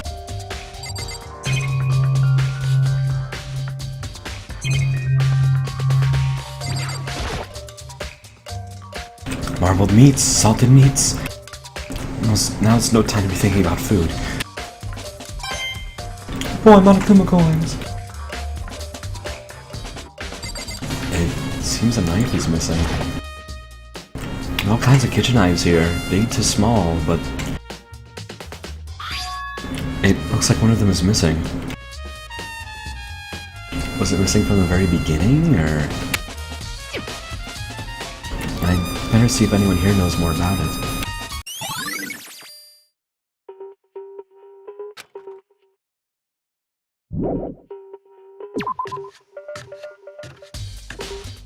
Masahina, you said you were here last night, right? Did anyone come? Hey, so did you notice that one of the kitchen knives is missing from the dining hall? Yeah, totally.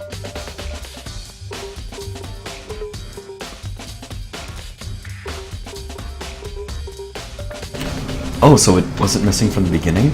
That's right.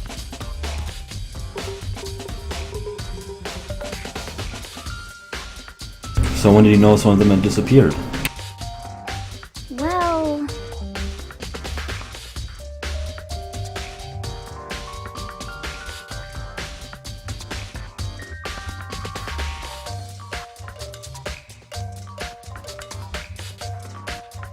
And that wasn't suspicious at all?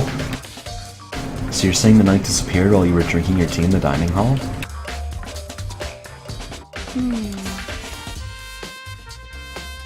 In other words, you were right there in the dining hall when someone came and took it. And you should be able to say for sure. You can tell everyone I didn't come to the dining hall last night. Which proves I didn't take it. Oi's account has been added to the Truth Bolt section of your handbook.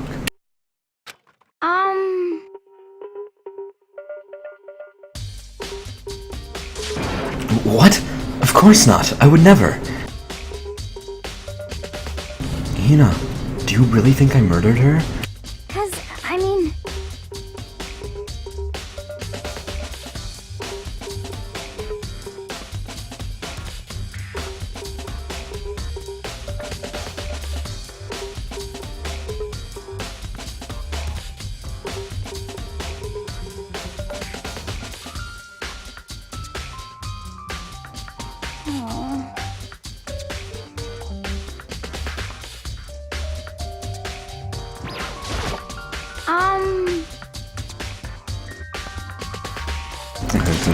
Cause, I mean... Well, I guess we're done in here.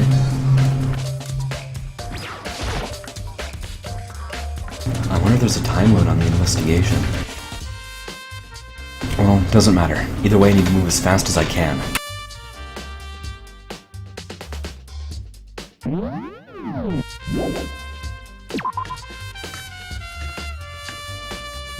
Next would be...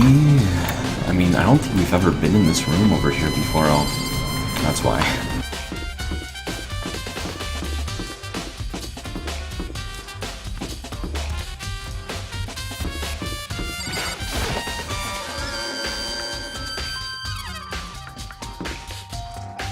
We need to check the gym. And that might actually be it, right? Besides talking to others. Listen to me!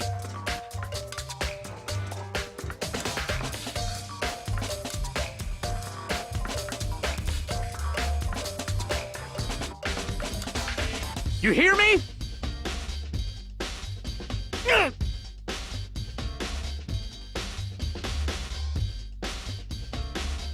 Got it!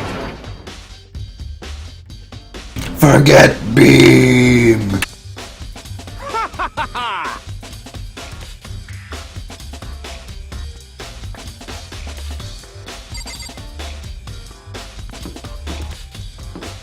When everyone suspects you for being the murderer, feels bad, man.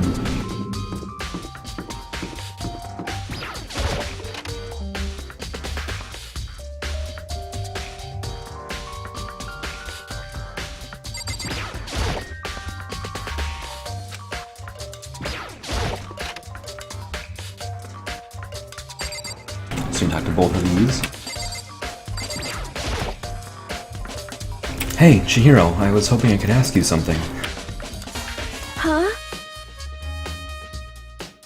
Before she died, Sayaka left a message. She wrote the numbers 11037. Do you have any idea what these numbers might mean? Like, could they be a code or something?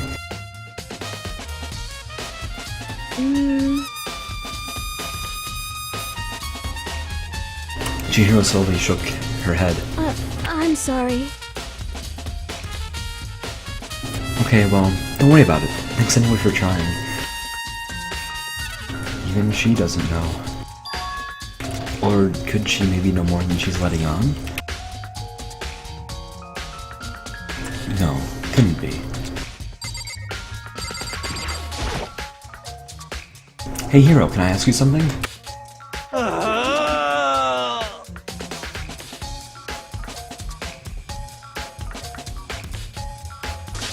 Hero, snap out of it! Whap! Give him a little slap.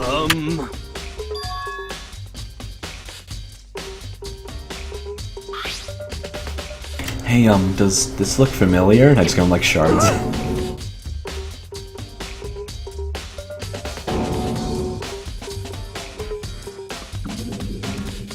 What the heck?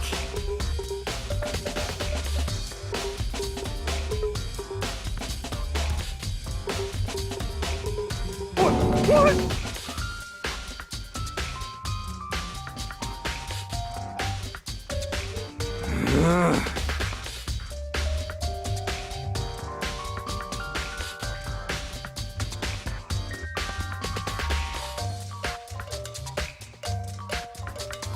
Wow. Let's put that aside for now. So you can say without a doubt that this belonged to you?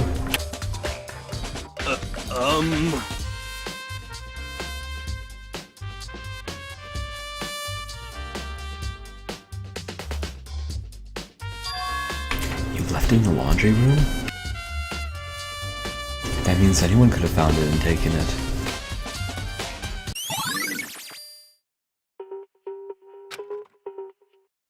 Thanks, Hero. That's all I want to know.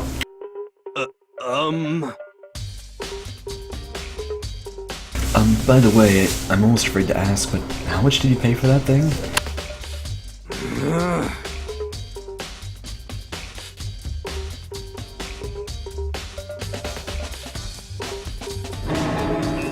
A million?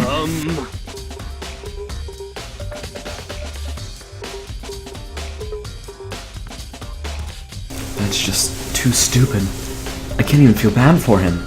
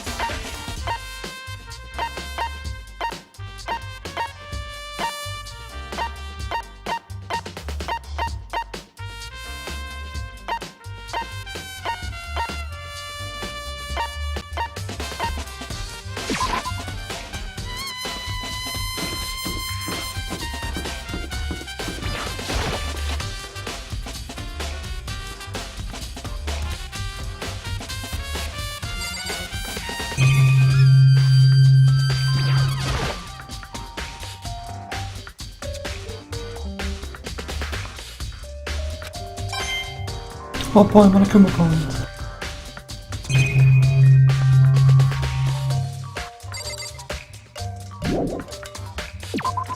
I actually don't remember what's left to investigate.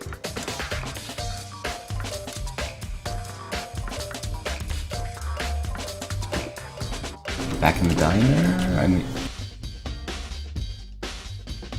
I'm not sure where to go.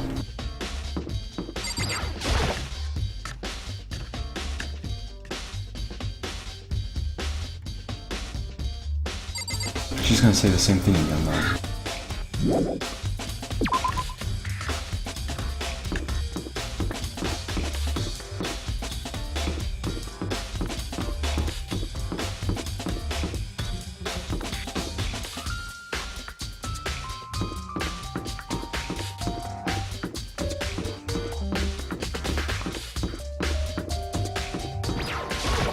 Oh yeah, the AV room.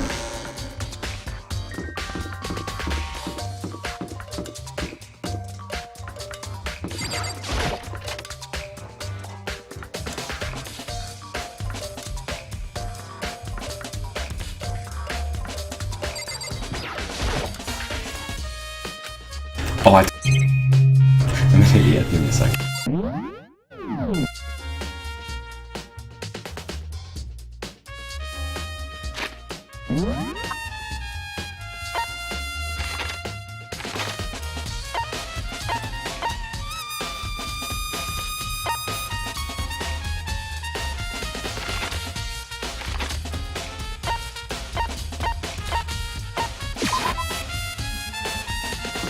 I need to get it from Sayaka's room first.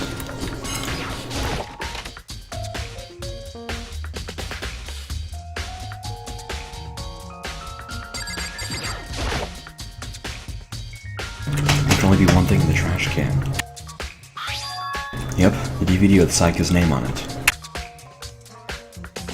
Sayaka got really upset after seeing what was in that video. I wonder, what did she see? It might not be directly related to the case, but it might be worth checking out anyway. I'm sorry, Sayaka. I need to borrow this DVD.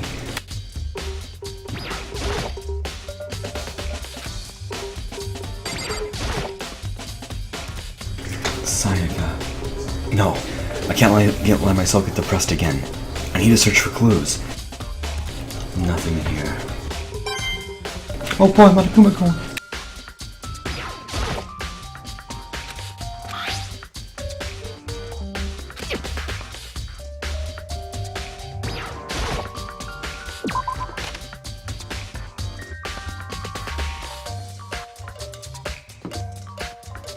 Now back to the EV.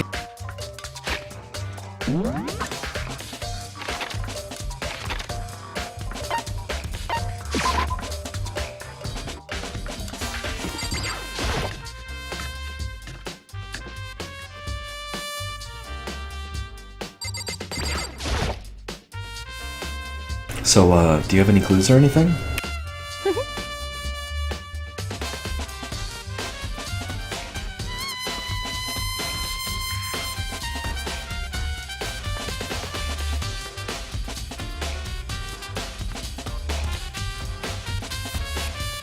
Okay then, do you have any suggestions for where I should start looking? Well,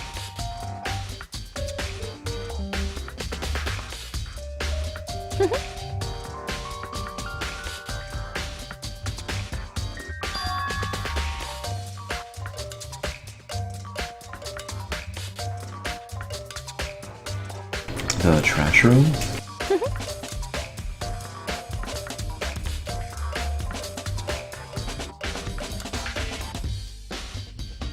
Which as is... for me,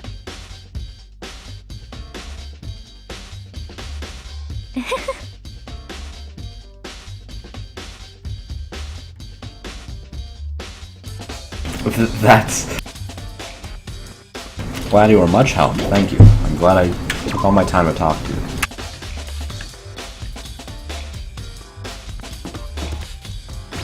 Now that we have the DVD player.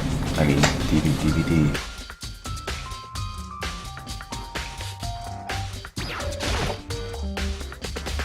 I should be able to use this to see what's on the DVD.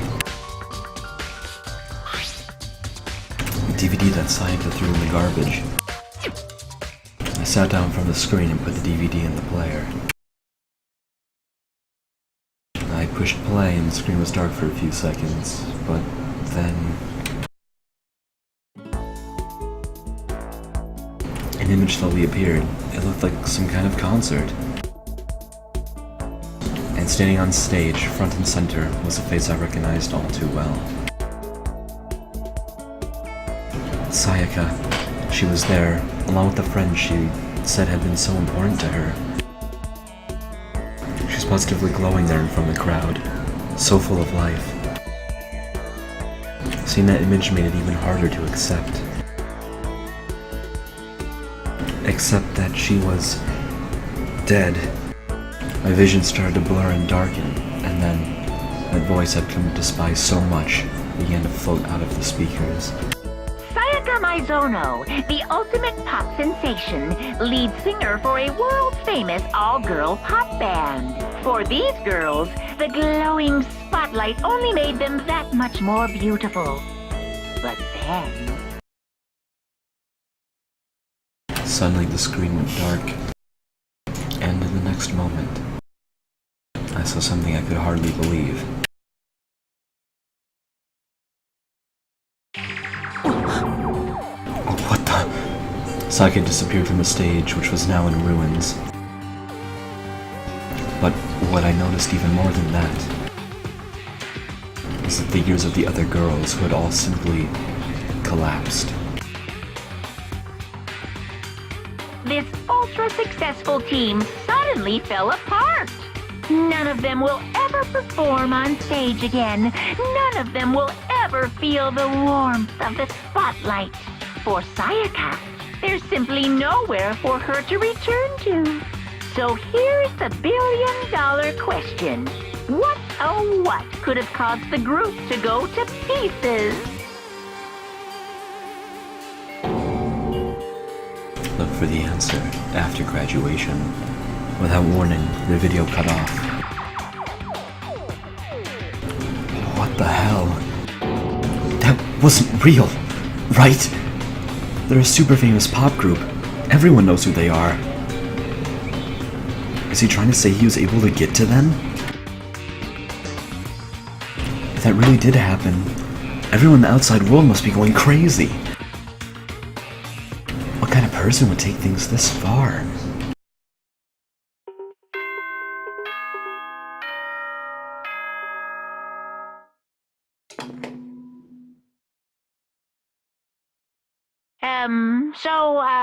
I'm getting tired of waiting. What say we just get started, It's time for the long-awaited class trial! Now then, allow me to appoint a proper location for the proceedings. Please go through the red door on the first floor of the Yes. school. The red door. See you soon! The red door on the first floor. And that's where I should go. No, where I have to go.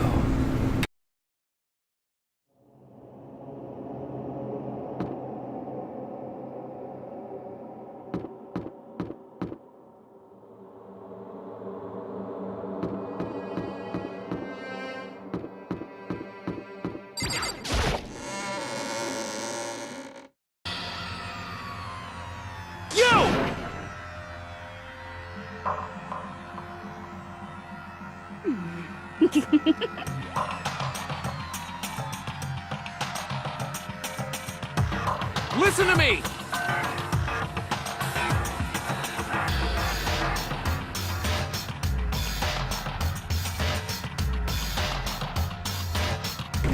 So they really are convinced I did it, but I didn't do it. Me and Sayaka both know that all too well.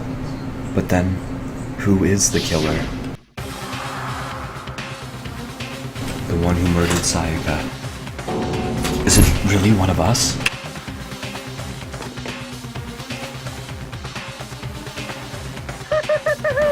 Is everyone here? Okay then, please board the elevator in front of you, which will transport you to the courtroom, where all your fates will be decided. I'll meet you all down there. I'll be waiting.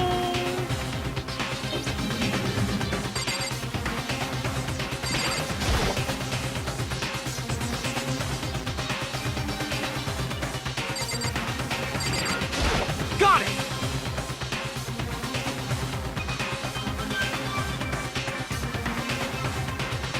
Maybe, but you're obviously leaning that way. What the heck?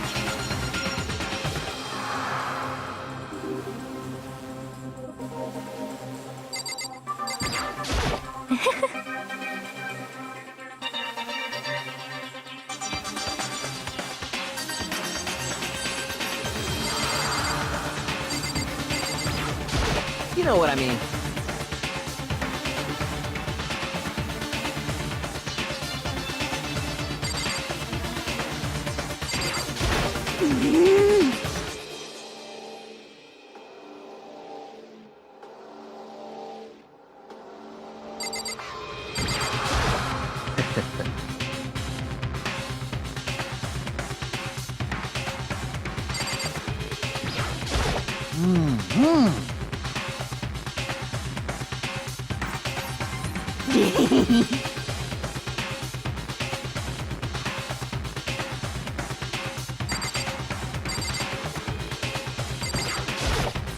I'm sorry.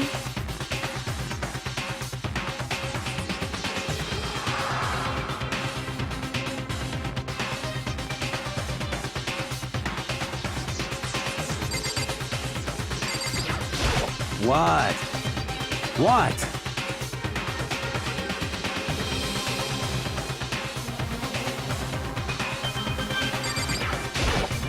Impossible.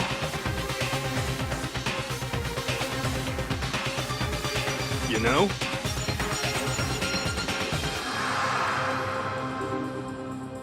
I'm telling you, I didn't do it! Hey,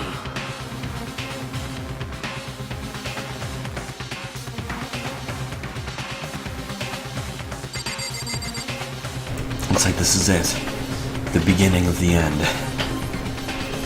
Or the end of the beginning.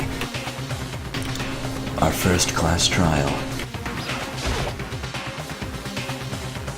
I guess I have no choice but to get on this elevator. well then. Yes, indeed. Hey, No. Scared isn't quite right. Makoto.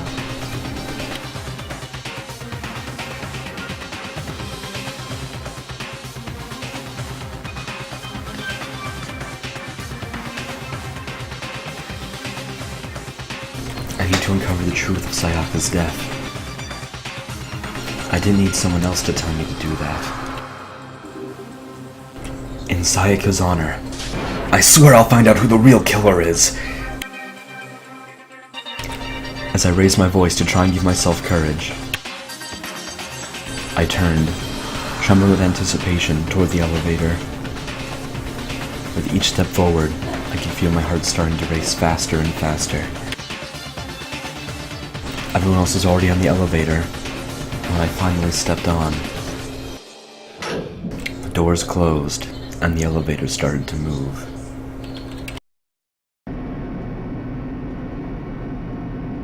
The steel box descended with heavy clunking sounds toward the school's basement. Also, welcome, Belle! How's it going? I wonder if this is how a death row inmate feels when his time finally comes. Oh,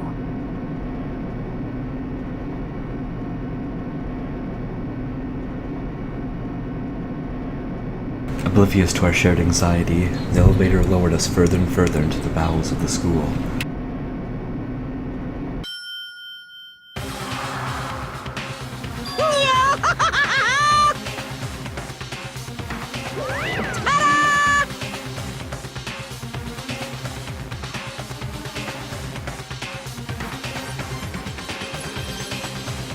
Shit.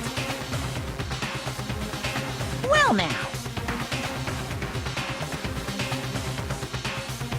Yoo-hoo! We did what he said and found our seats. The seats were arranged in a giant circle. It was set up so that everyone could see everyone else. Which also meant it'd be easy for anyone to transfer the tension and unease into anyone else. The air seemed to grow heavy as we sat there. And so, the curtain on our first case opened. A deadly judgment. A deadly deception. A deadly betrayal. A deadly riddle. A deadly defense. A deadly faith. A deadly class trial.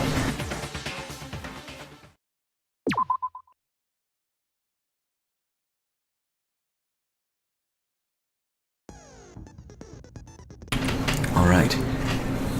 What's this class trial that Monokuma mentioned?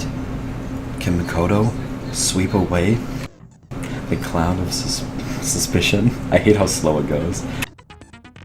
Surrounding him? Even with a dead body lying in his bathroom?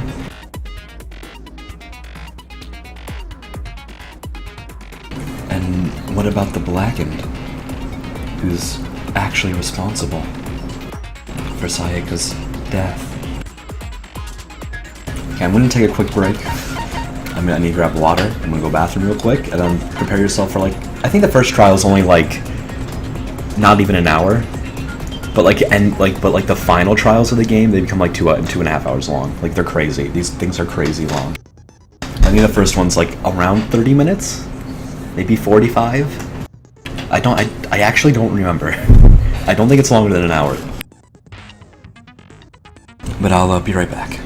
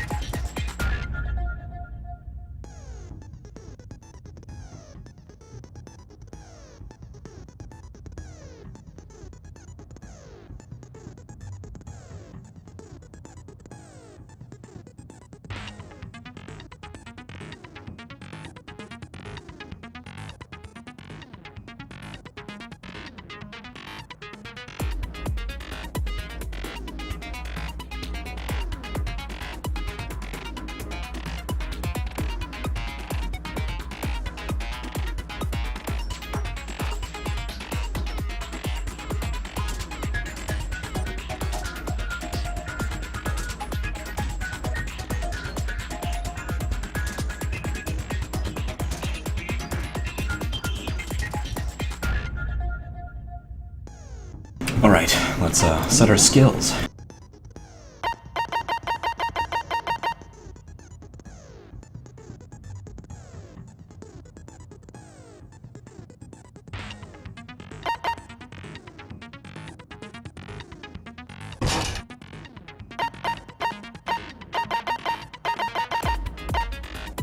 So, Robot Jock, I believe we got this from Leon.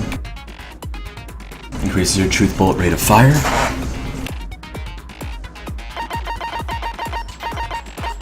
Melodious voice, we got this from Sayaka.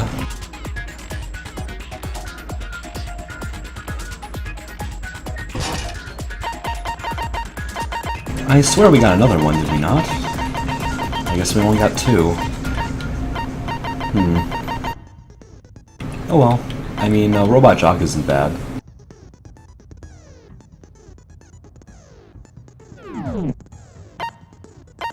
Oh yes, I had said I would go over all the evidence first.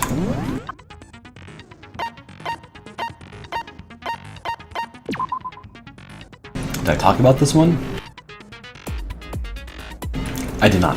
Makoto took this from the gym entryway and put it in his room. The sheath was found some distance from the sword itself, and it shows evidence of being scratched with a sharp object.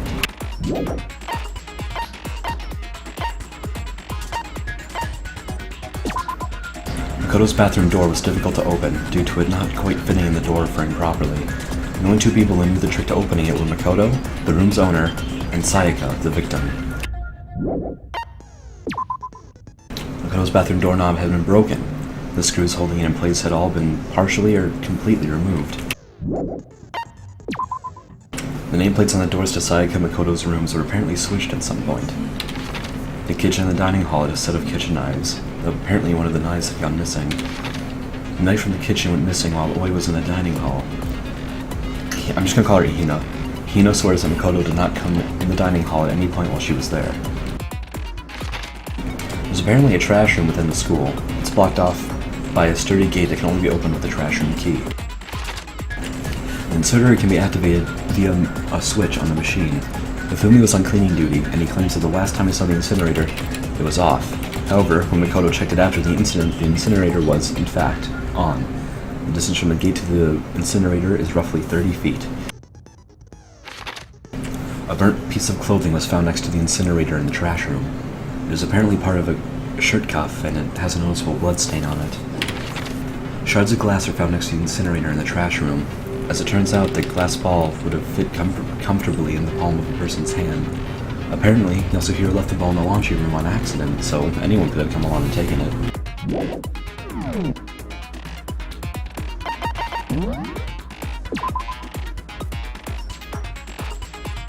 This is it. A deadly trial. Welcome to the first class trial. Let's begin with a basic explanation of This the is class fully trial. voice act, by the way. So, your votes will determine the results. If you can figure out who done it, then only they will receive punishment.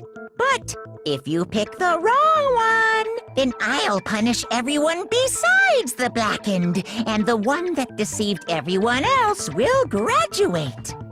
And the killer really is one of us, right? Of course! Okay then. Everyone, close your eyes. And whoever did it, raise your hand. Don't be a goddamn idiot.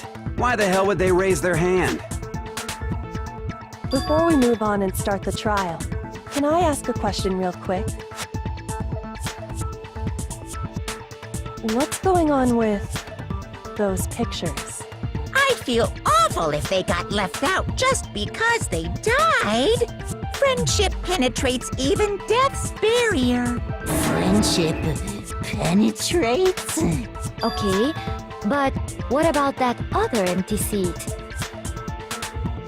There were only 15 of us to begin with, so why are there 16 seats? Oh, no reason. It's just that our little courtroom here can technically fit up to 16 people. Okay, that about does it for the preamble. Get ready to get started. First up is the case summary. Now, let the class trial begin. It's about to begin. The debate to decide who we think the killer is. Anything I found, anything I noticed, I have to be ready to speak up about everything. This isn't just about me. Everyone's lives are on the line. Might as well go through the tutorials.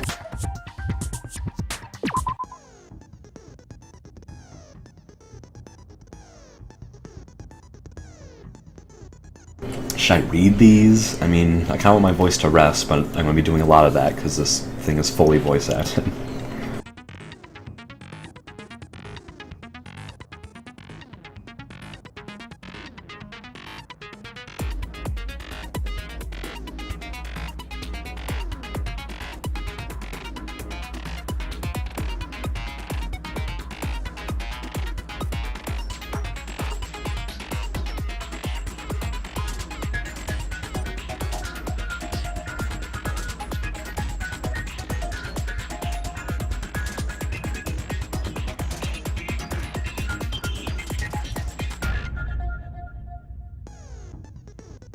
So please, be careful.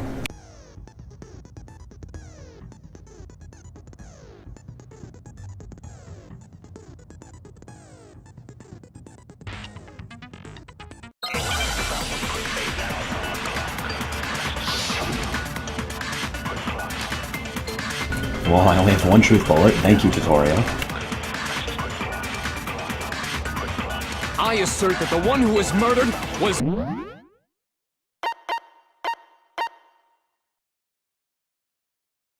Why do I have 2 aim? Do you see that? There's just 2 aim. What does that mean? Why is truth bullet called flashback? Control is fast forward and concentrate is spacebar. Alright. Yeah, we know that part already. And the murder took place in Makoto's room. In the bathroom. So it seems most likely that the killer must have taken her by surprise while she was in the bathroom. She didn't even have a chance to resist. No, that's wrong! Sorry, Chigoya! Just a second, Chihiro. Try to remember how my room looked. With the way things had been damaged, I think we can definitely assume there was a struggle. A struggle? Between who and who? Between Sayaka and the killer, of course. So you're saying Sayaka wasn't caught by surprise in the bathroom? She must have been attacked in the main room first.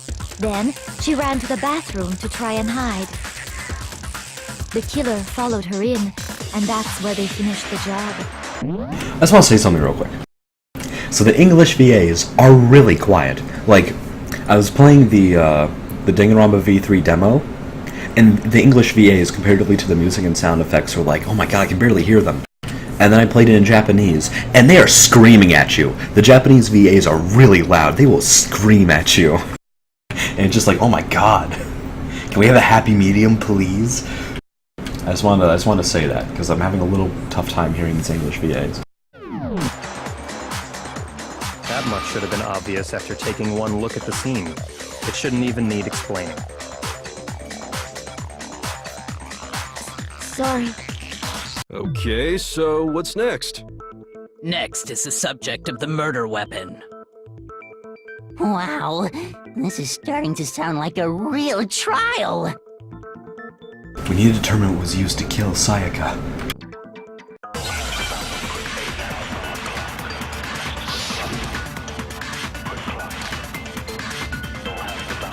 Oh, just one truth bullet on the hardest difficulty? Thanks, game. So what was used to kill her? There was some kind of sharp object thrust into her stomach. Without a doubt, that is the murder weapon! So the killer used some random knife they had on him. How could anyone do something like that? That son of a bitch! I forgot to do it the first time, but I'm gonna go through each statement once just so you can read all the words, or hear, I guess. Hold on. I feel like what I heard was different from what I already know. So what was used to kill her? There was some kind of without a doubt, that! So the killer used some random knife. No, that's wrong! That statement is incorrect! No. I do think it was a knife, but not just any knife. I'm almost positive it was a kitchen knife. Huh? A kitchen knife? After the murder, we discovered that one of the knives from the kitchen was missing. Which means that knife must be the murder weapon. Oh, yeah. I guess that makes sense. You could sort of see the weapon sticking out of her stomach. And if you look real close, I could totally see that being a kitchen knife.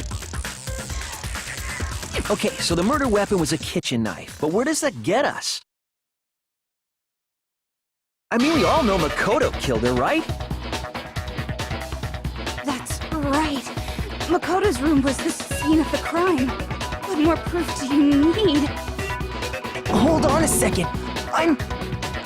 Let's draw our conclusions after we presented our arguments. Otherwise, what's the point of the trial? Well, we can talk all we want. It's not going to change that conclusion. I don't think that's true at all. I'm sure if we keep at it, something new will reveal itself. You really believe that? She's right. There's gotta be a breakthrough somewhere, just waiting for us to find it. Because I know damn well I'm not the killer. I believe this is gonna talk about white noise now, right? Oh, it's gonna... concentration. Shit! There's an achievement where if you go through an entire trial without retrying, concentrating, and like one other thing I don't remember. And this would have been the trial to do it without concentrating.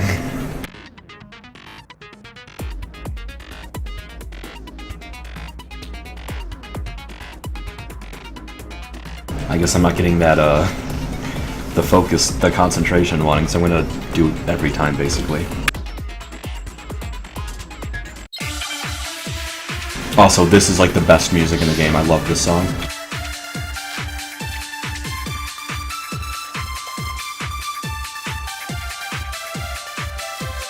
So I guess there's no question that the kitchen knife was the murder weapon. But where does that get us? Makoto must have taken it from the kitchen, right? He did it in secret, when nobody was in the dining hall. And then he went and stabbed Sayaka with it. So he really did do it. Yes, and it's been decided. We've reached the end. I didn't take the kitchen knife. No matter how many times I repeat myself, you won't believe me. If only there were proof. So I guess there's no question, but where does that... Makoto must have did it in secret. No, that's wrong. That statement is incorrect. Okay, wait. Hold on. I didn't take the knife from the kitchen. Next, you're gonna say you're not the killer, right? Go ahead and say it all you want. Well, what if I have a witness? What do you think, Hina? Huh? Remember what you were telling me earlier?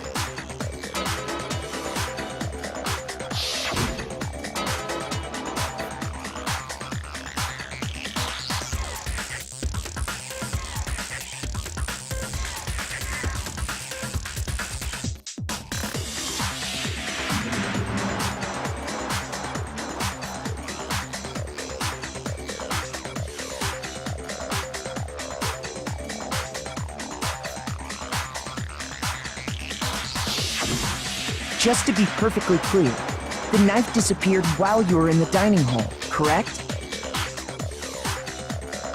Yeah, that's right. And at any point while you were there, did you ever see me come into the dining hall? No, I don't think so. You don't think so? No, he definitely wasn't there. The knife disappeared while Hina was in the dining hall, but I wasn't there the entire time. In other words, there's no way I could have taken the knife. Okay, then what about this? What if the idiot swimmer girl and Makoto are in on it together, and lying to protect each other? Idiot swimmer girl? Oh, and more importantly, why would I get involved in something like that?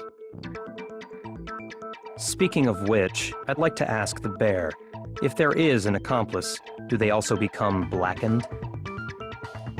So you ask, and so I shall answer. Each murder is allowed to have an accomplice, but only the one who does the killing will get to graduate. So in other words, two people can work together, but one of them has no chance of profiting from it.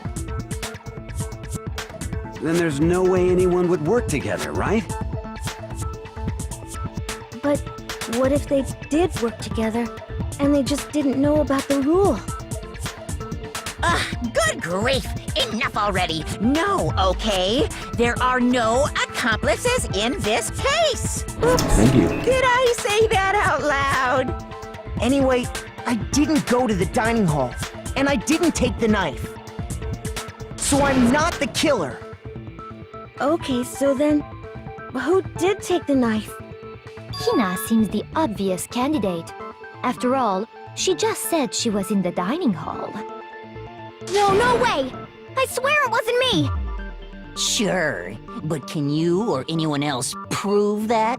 I can. That's right! Sakura was with me the entire time I was drinking my tea. I hate to have to ask, but just to be sure, Sakura's... me. Right.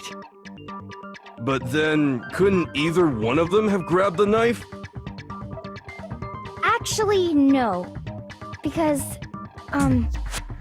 well... Just spit it out already. I stayed in Hina's room last night.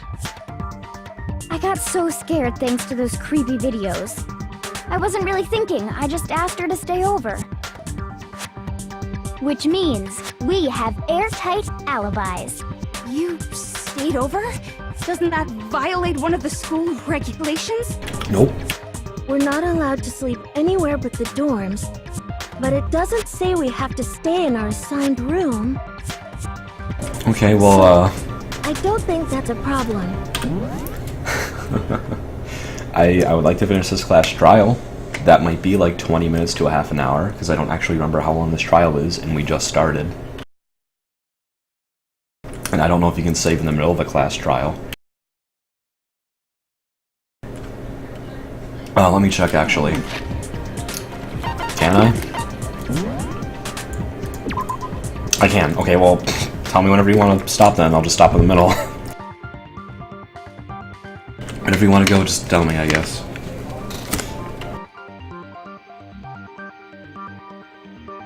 I think it's weird that you can save in the middle, but okay. It is a problem! A boy and a girl spending the night together? It's unwholesome! But I'm a girl. You are? Oh my gosh, I'm so sorry! But if it wasn't either of you, then what other possibility is there? Let's just save Taka. Actually, there is one other possibility. Right, Hina? Oh, yeah, that's true. One other person did come to the dining hall while we were there. Why didn't you say so in the first place? Well, because they're not here anymore. Someone who's not here. Are you talking about... Sayaka. She's the one who came to the dining hall. And then later, she wound up dead. Sayaka? Okay, so the person who took the knife from the kitchen was... I got it! Then, Sayaka is the one who took the knife? That's the only possibility. This is the right answer. Back on it, she was acting kind of unusual. When she came into the dining hall, she didn't even look at us. She just went straight to the kitchen. As she left, she said she just wanted a drink of water. But most likely... Then the person who took the knife was the victim herself!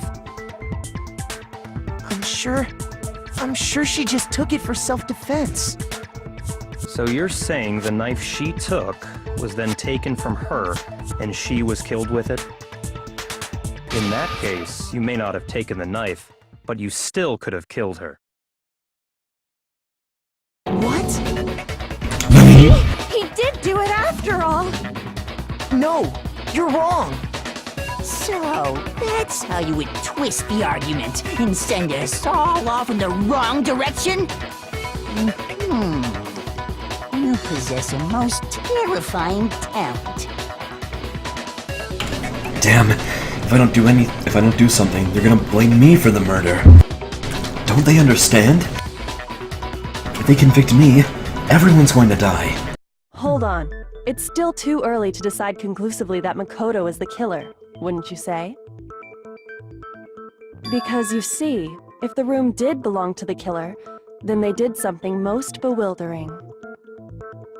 And until we unravel that little mystery, you simply can't declare that he's the killer. Bewildering? What the hell are you talking about? Something was missing from the scene of the crime that by all rights should have been there. You know what I'm talking about, don't you? Points to Makoto. This is my least favorite thing in the game. Hangman's Gambit. I hate this. I might actually lose the game repeatedly because of this.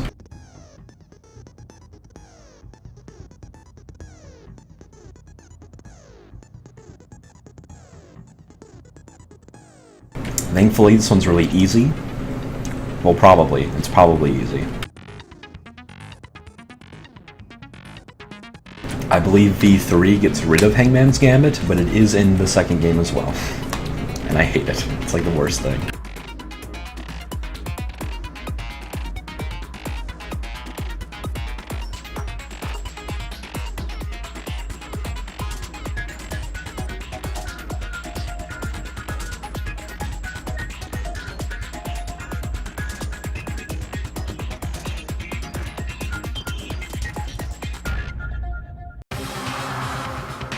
Something that should have been at the scene, but wasn't. That must be the crucial point. Let me just figure out what that something is.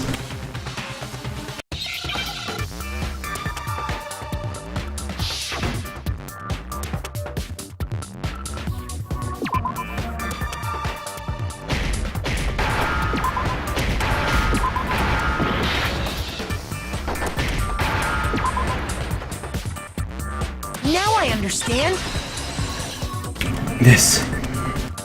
It's all coming to me. That's right. There wasn't a single hair on the floor. So, the culprit removed some evidence? Yes, and if I were the culprit, why would I need to get rid of all the hair in my own room? It wouldn't be unusual at all to find my hair at the crime scene if the crime scene is in my room. The reason all the hair was gone was to remove any trace that Sayaka had ever been there. That makes sense, does it not? No. If that were the case, they would have had to do something about the body itself, not just her hair. Yes, very true, very true. Okay, then why wasn't there any hair on the ground?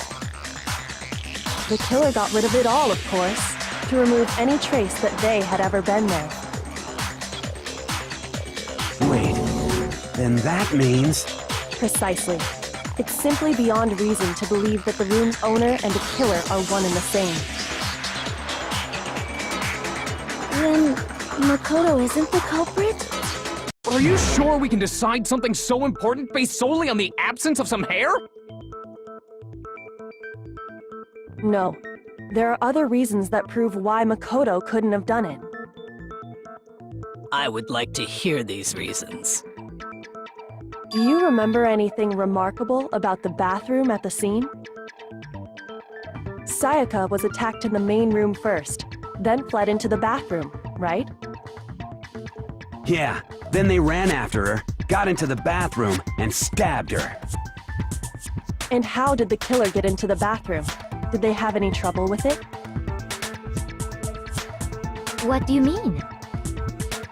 It's fairly certain that the killer had some trouble getting into the bathroom. There was clear evidence left behind. Do you remember, Makoto? The killer struggled getting to the bathroom. Evidence that proves that is. I got it! This is it! Evidence that the killer had trouble getting into the bathroom. You're talking about the doorknob, right? Huh? The doorknob? What doorknob? The doorknob for my bathroom. It was completely broken. See how the top part was unscrewed? And the doorknob's about ready to fall off? Oh yeah, true. But what does it mean? In trying to bypass the lock, they ended up nearly removing the entire doorknob. This is another most bewildering act for the room's owner. It proves Makoto is beyond suspicion. Yeah, I'm a free boy. So what? You're saying he wouldn't break the door in his own room? But if the only choice you have is to break it, you break it. There's nothing bewildering about it. You still don't see? Okay then. Let's take another look at how the incident unfolded. Hopefully that will help you understand.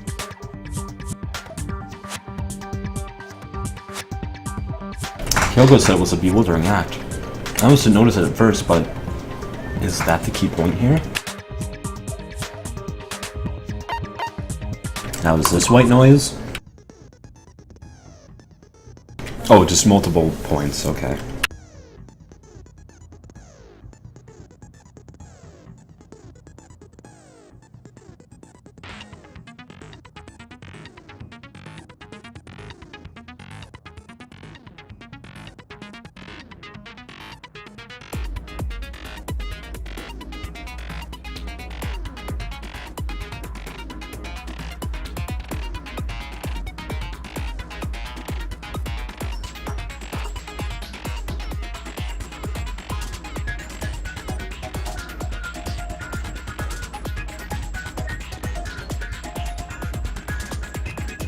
My own logic, but I don't have that.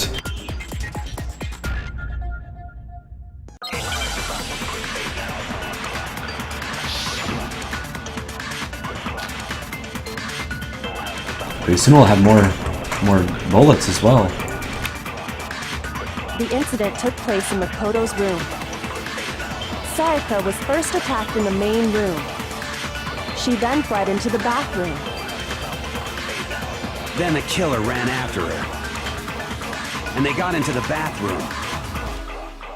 At that point, the killer had to try and bust down the door. Because Sayaka had locked it. And finally, the culprit had Sayaka cornered.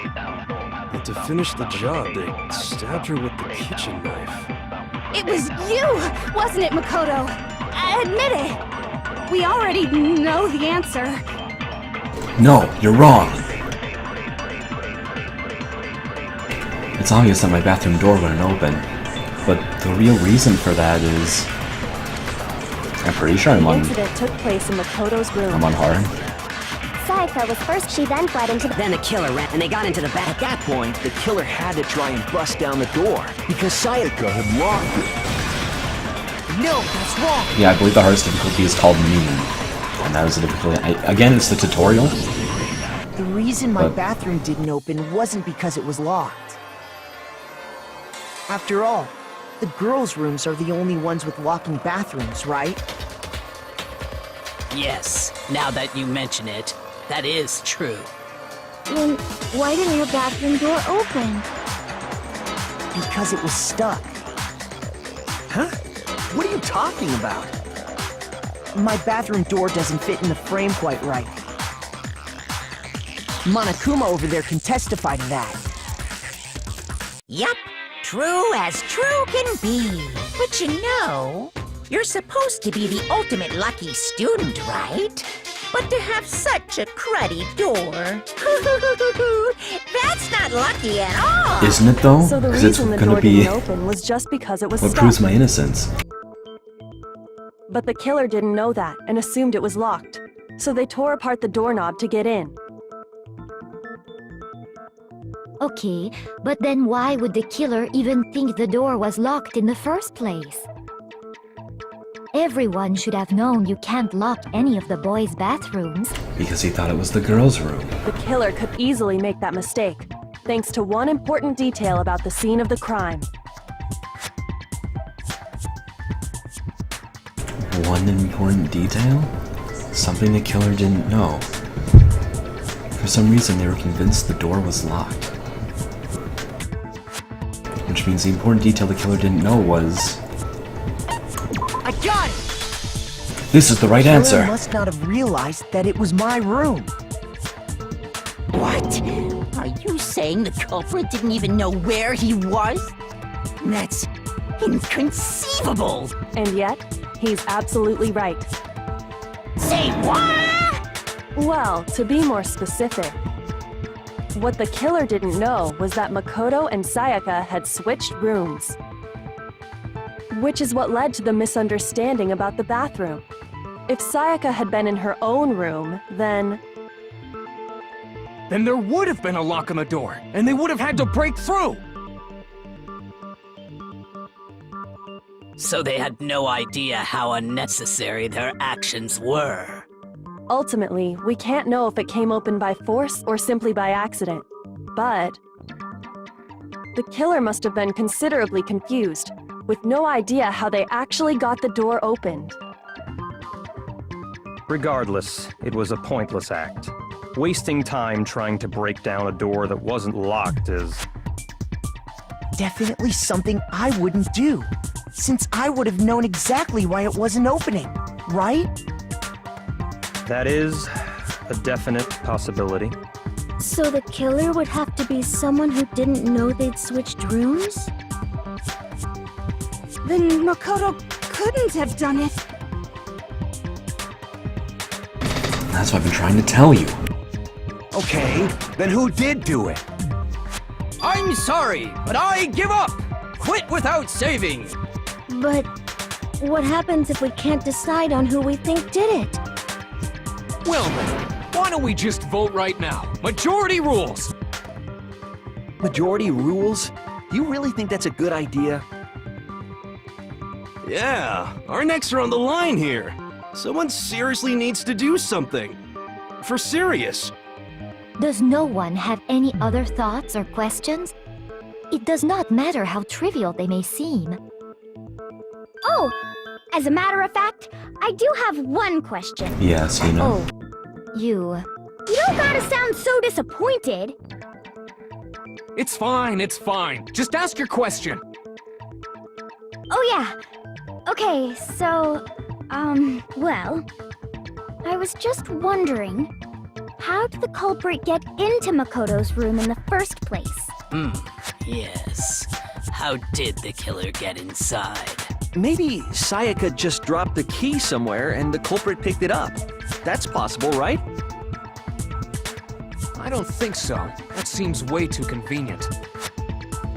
Then, maybe someone picked the lock? That's wrong. Negative! If you remember, Monokuma made it quite clear that the locks are all unpickable. Fine. How about this? The killer got in the easy way. They could have knocked and said they wanted to talk or something, and Miss Maizono just let him in. No, that can't be it either. Oh, trying to argue against me? Sounds like someone doesn't Oh, know no, his it's Alex. place. Hello? Why exactly can't that be it? The reason there's no way Sayaka invited her killer into the room. I already have the answer. Do I? Do I have the answer?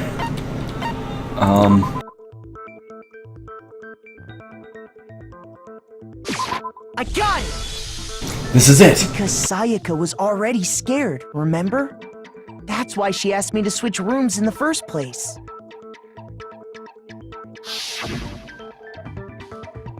The same goes for you, Sayaka. No matter who it is, don't open your door for anyone.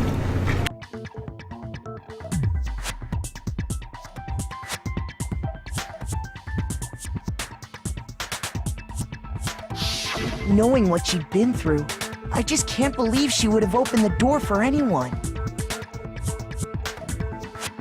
What if her being scared was a lie? Huh? Nani? What the hell is that supposed to mean? Why would she lie about something like that?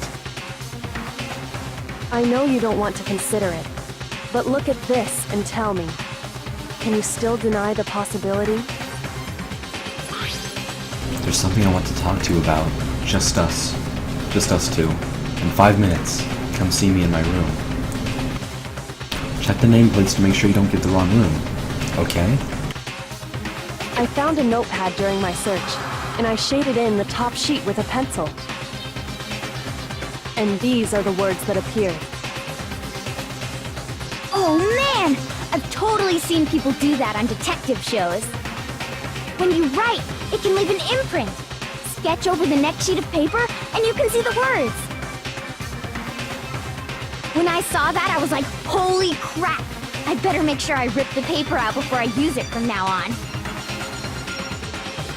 It's a pretty old-fashioned technique, but even the classics can be surprisingly useful sometimes. Oh, and I should also mention, I found the notepad on the desk in Makoto's room. Huh? Which means only someone who had been in Makoto's room before the incident could have written it. Then either it was Makoto who lived there, or Sayaka who switched rooms for a single night. So, Makoto, did you write this? No, I didn't. But of course you didn't, because the note also bears a perfectly legible signature. Sayaka's signature. Then... that note... Sayaka wrote it? But why? Why would she write that? The note was likely her way of getting in touch with a certain someone. She must have slid it under their door to let them know she wanted to meet with them in secret. If you got an invitation like that from the ultimate pop sensation, what young man could resist? Of course, I'm only into 2D, so it wouldn't have any effect on me. But can we be sure anyone even got this note? And honestly, even if they did, I do not think they are at all involved in what happened. How can you be so sure about that? Huh? What makes you say that? Would you like to hear what I have to say? Very well then. Pay attention. Class is now in session.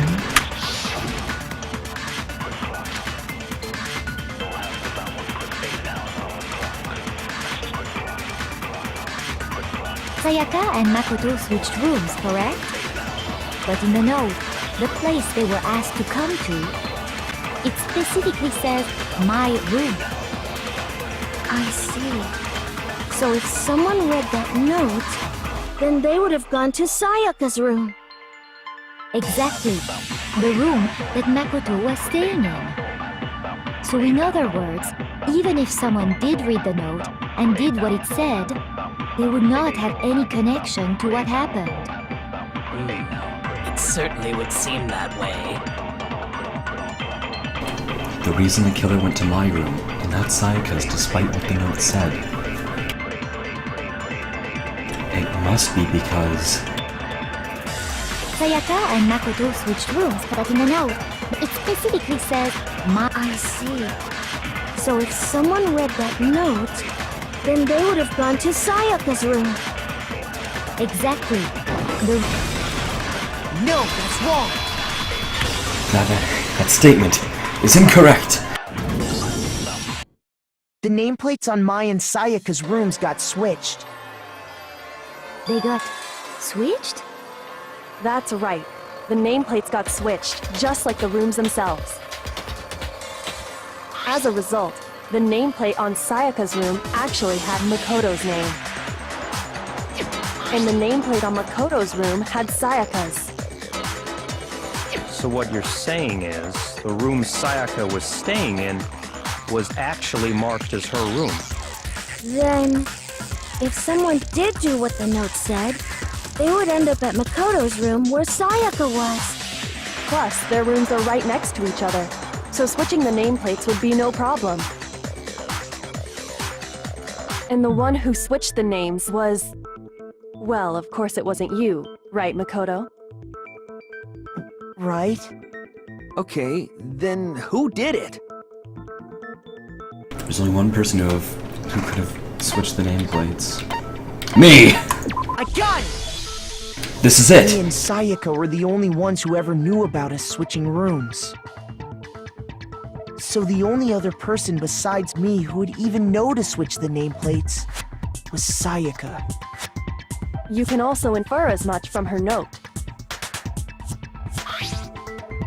There's something I want to talk to you about. Just us two. In 5 minutes, come see me in my room. Check the nameplates to make sure you don't get the wrong room, okay? Sayaka. She specifically tells the reader to check the nameplate. She would only have written that if she knew the nameplates had been switched. But why would she switch them in the first place? She wanted someone to come to the room she was in, and also hide the fact that it was Makoto's room. What? Inviting someone to your room, but not telling them you'd switched rooms. Why would anyone do that? To understand that, we first need to understand what happened after she invited the person into the room. That's where the answer lies.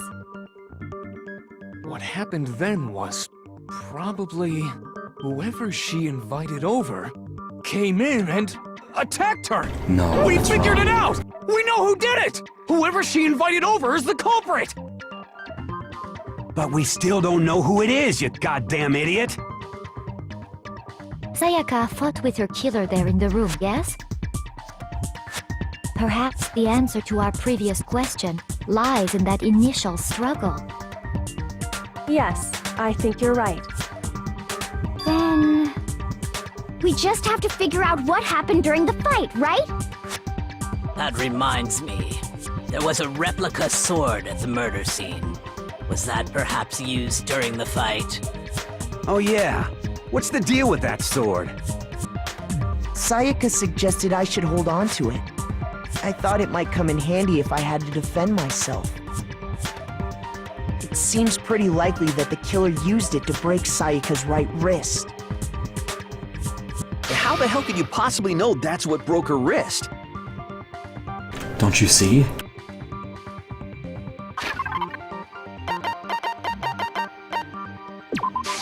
I got it! This is it! All you have to do is take a good look at her broken wrist, and it should become pretty clear. Right there where her wrist is all swollen. There's something glittery there. See? Is that gold? It sure is. Specifically, the gold coating from the replica sword. You barely have to touch that stuff, and it'll stick right to you. And there's some on her wrist because... I got it! Because she got hit with the sword, right there on her wrist! And that's what made her drop the knife. See? And so the truth draws ever closer. All right, then it's about time to solve this mystery. What happened in my room? And what led to Sayaka's death? That's what we need to make clear. Now we're gonna learn about white noise? Come on. Okay, here's the multiple truth bullets. Come on. White noise.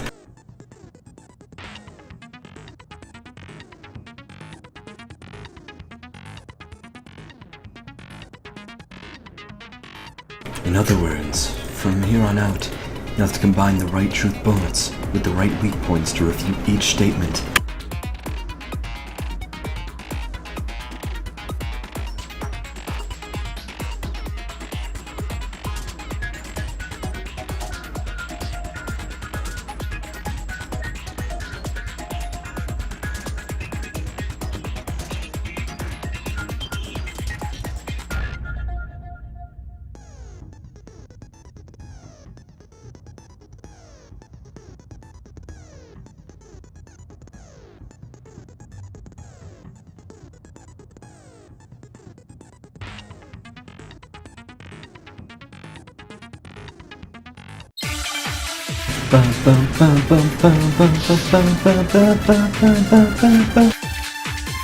So we have 3.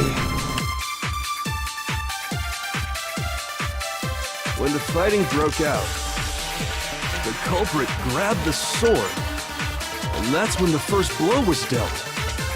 A sword-based sneak attack! And that's what broke Miss Mizono's wrist. So she tried to fight back. She grabbed the kitchen knife she had hidden away.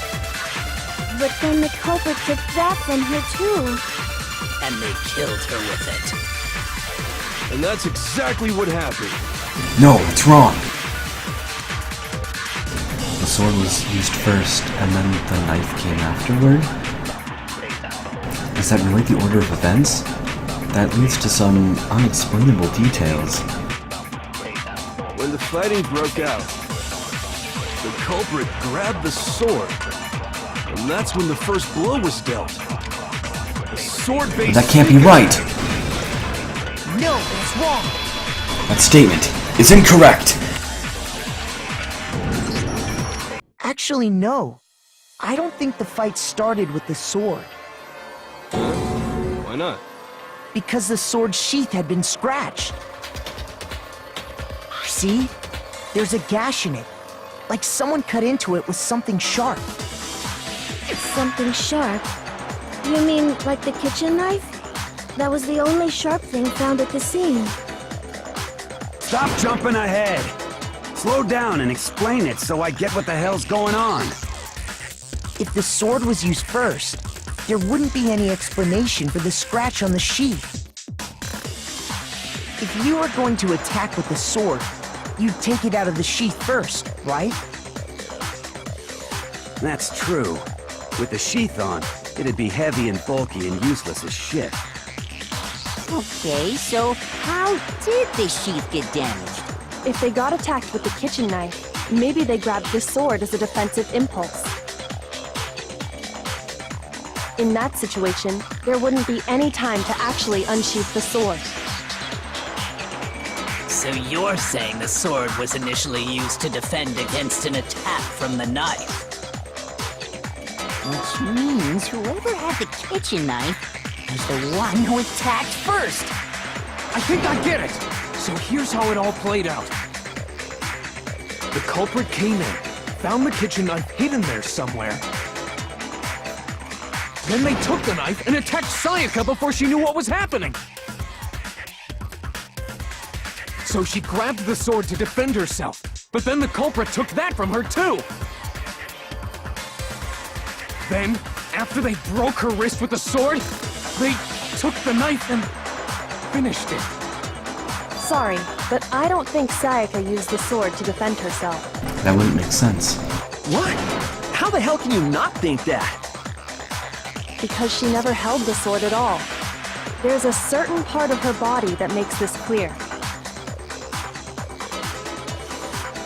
Part of her body that shows that she never used the sword. I got it! This is it! You're talking about her palms, right?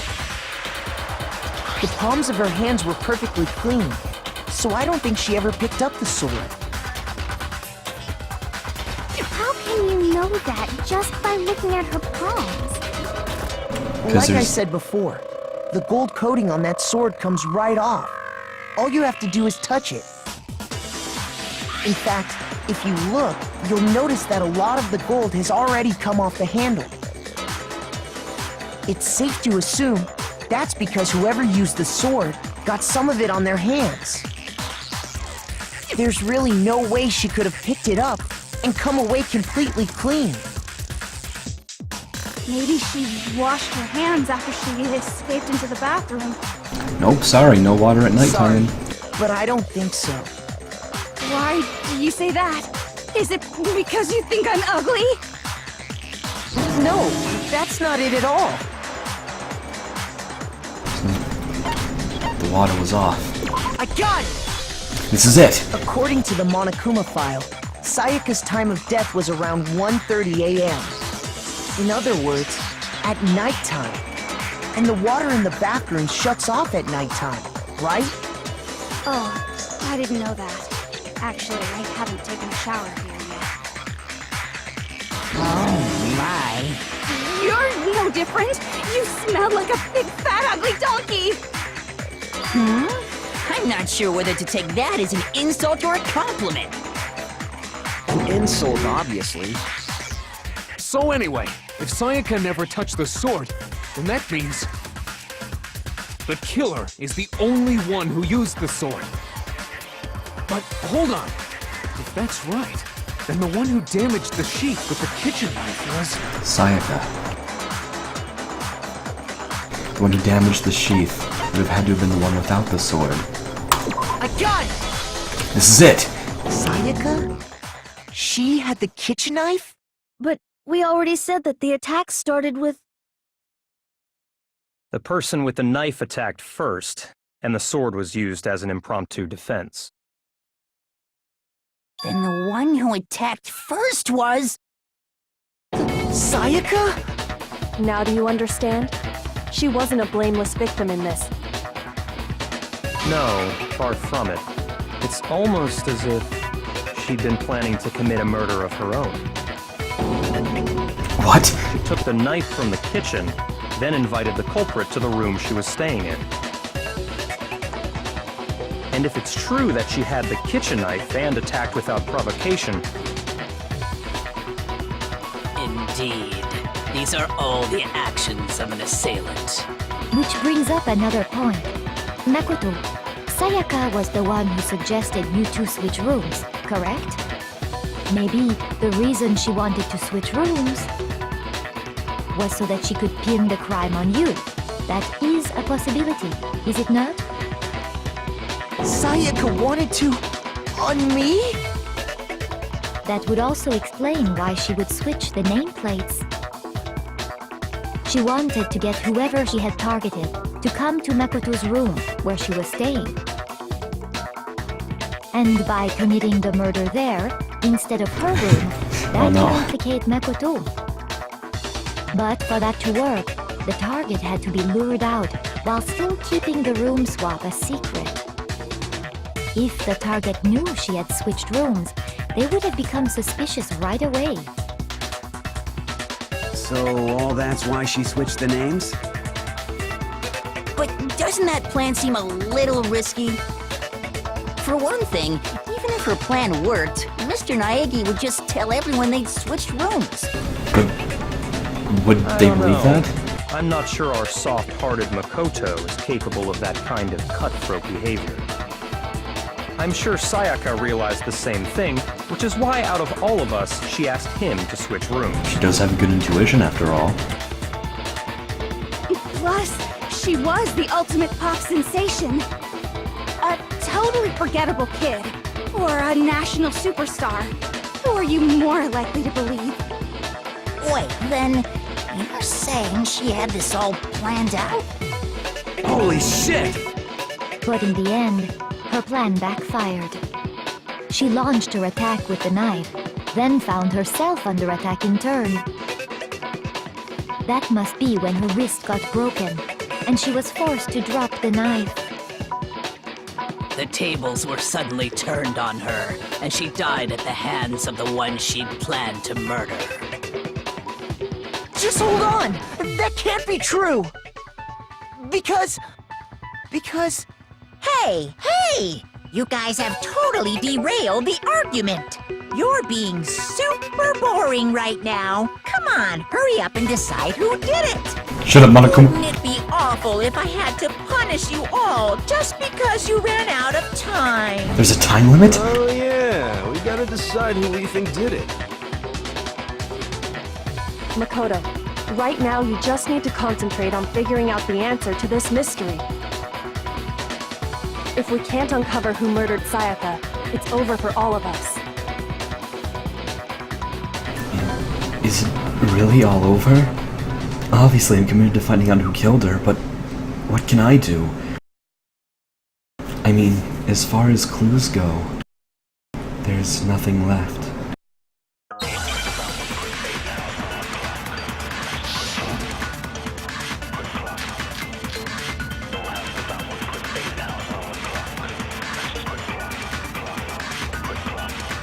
It's easy just to say, hey, decide who did it. But there just aren't any more clues, right? Very well. Then let's review all the clues we've found up to this point one more time. Do we really have time for all that? Die! If we don't do something, we're all gonna die! Wait, no, hold on. That's right. There is still a clue left that can lead us to who killed her. That's not true, Buttkiss. That isn't necessarily true. Sayaka left it behind. It's easy just to say, hey, decide who We'll find did out it. later. But there just aren't any more clues, right? No, that's wrong. That statement is incorrect! There still might be one clue left. Sayaka's dying message. Dining, wait, what did you say? The dying message. She wrote something on the wall behind her, remember? 11037. Written in her own blood. There must be a clue about the killer hidden in there. Well, before we get too far into that, I need to ask, can we really be sure that Sayaka is the one who wrote it?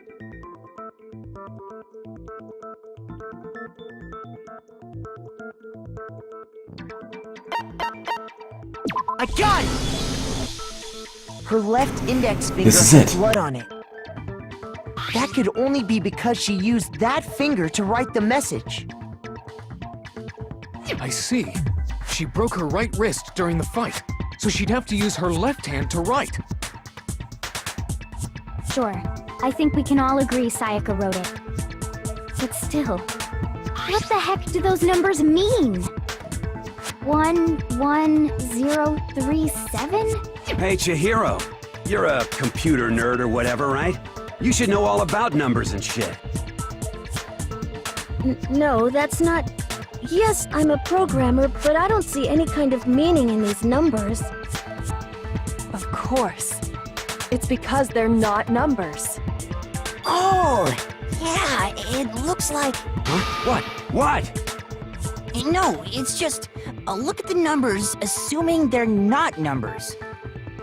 Don't these first two, 1-1, look less like two numbers and more like one letter? Ah, you're And right. The connecting line is barely there, so I assumed it was 1-1, but looking at it now, you could also read it as an N. Whoa! You might have finally just said something worth a shit. Our little gray cells are really getting excited now. But even if that really is an N037, doesn't make any more sense than before. But look at it from her perspective. Damn it. It's no use. I just don't know. Rotate the image 180 degrees. Huh? Rotate it?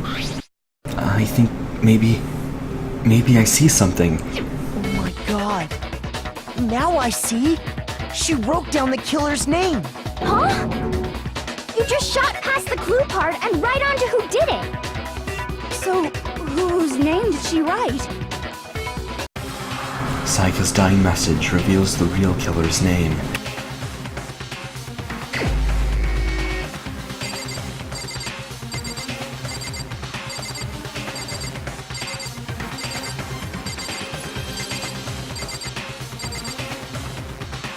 The only one who could have done it is you! Here's my answer. The key to solving this mystery was simply to rotate the writing 180 degrees. Yeah, it was obviously Turn the Makoto. message around. Look, see, the connecting 1 and 1, it also kind of connects to that 0 a little bit, and it's an M, and then the 0 is the O, and you're like halfway... It becomes the letters L-E-O-N. L-E-O-N. Or more accurately, Leon. What the hell are you talking about? It's just a coincidence. It's just a bunch of random squiggles that happen to look like my name. No, it's not random at all. She wrote that message on the wall behind her as she was leaning up against it. In that position, she couldn't move to write normally, and had to write upside down, as it were. And as a result, when you look at it standing in front of her, it ends up getting flipped. Try it for yourself if you want. Write something sitting like her, and the letters will be inverted.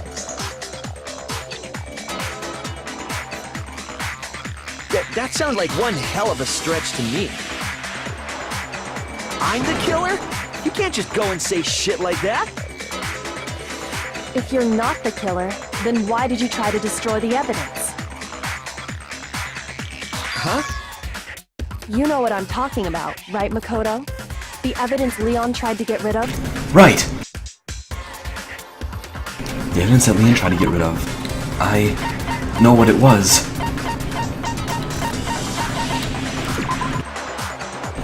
This is my answer. You mean the burnt shirt piece I found laying on the ground by the incinerator, right? As the killer stabbed Sayaka, they must have gotten some of her blood on them. And to dispose of the shirt covered in the victim's blood, they threw it into the incinerator. But one piece burned off and got left behind. And the killer didn't notice. If they had, they most certainly would have panicked. Isn't that right, Leon? But is one scrap of fabric enough to conclude that Leon is guilty? Yeah, I mean, Leon's not the only one wearing a white button-up. That's right. There are plenty of other people here with shirts like mine. Byakuya, Hiro, Hifumi. Just that one little charred piece. There's no way you can say for sure who it belongs to. Alright, bye, Belle. Have a good night. You're right. That alone isn't enough. But there are some other points that may reveal the truth. We're almost done with the trial. Are you finally starting to understand? The answers to all the riddles are right here. Yeah, I think so. The bird frame was a blown up shirt, which the killer wasn't able to get rid of. There's something about we need to pay attention to in order to figure out who's responsible. How it was disposed of, right? I got it! This is it! If you look closely at how the shirt was disposed of, we should be able to figure out who the killer is. Oh yeah, that's a good point. I think I know what you're gonna say. you can't reach the incinerator without opening the gate in front of the trash room, right? And obviously, you wouldn't be able to hit the switch to turn it on either. You need the key to get in, and the one with the key was the person on cleaning duty. So the killer had to be whoever was in charge of taking care of the trash, right? Interesting. No, that's wrong. There's another way to use the incinerator without being the one on cleaning duty. And that's exactly what proves that Leon is the real killer.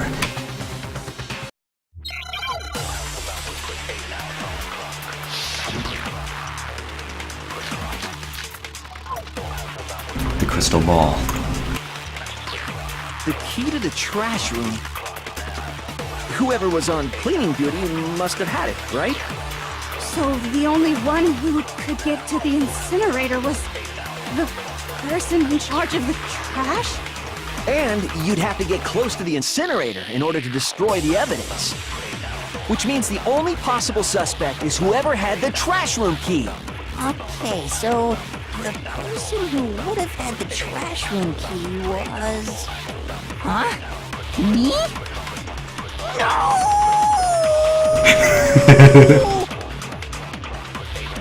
Is it really impossible to have destroyed evidence without the trash room key?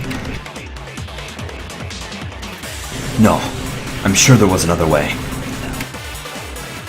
Music's pumping up. Trash room. Whoever was on cleaning duty must have had it, right? So the only one who could get to the incinerator was the person in charge of the trash? And you'd have to get close to the incinerator. No, that's wrong. That statement is incorrect. Hold on. I think I know how someone could dispose of the evidence without using the trash room key. But if you can't get past the gate, you couldn't possibly turn on the incinerator, could you? Yes, you could. If you used this. What is it, some kind of glass ball? It's busted to hell. Actually, it was supposed to be a crystal ball, but, But how would you use it? We tried to use the glass ball in a certain way, which was... divine with it, clearly the right answer! This is it! I got it! The killer simply took aim at the incinerator switch and threw the ball through a gap in the gate. All they had to do was hit that switch, and the incinerator would come to life.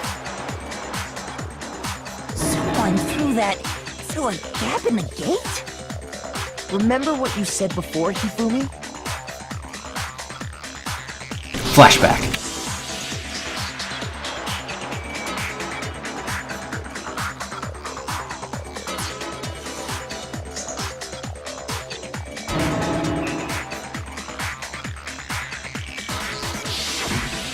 Hifumi had the key, so the only way the incinerator could have been turned on without his knowledge was because the killer was able to hit the switch without opening the gate.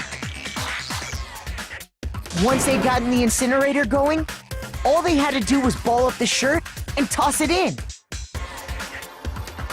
Hey, come on! What the hell is this?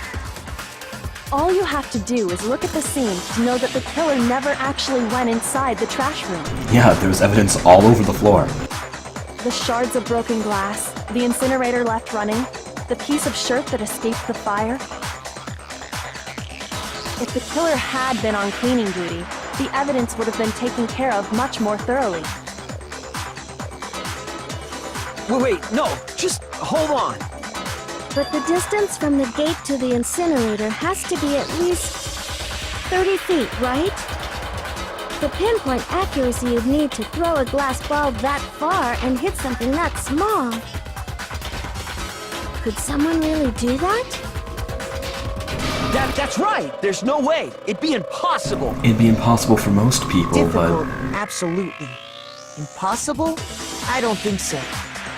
Because the killer is... It wouldn't have been much of a challenge at all for the killer because They were the ultimate baseball star. I got it! This is it! Because the killer is the ultimate baseball star. Isn't that right, Leon?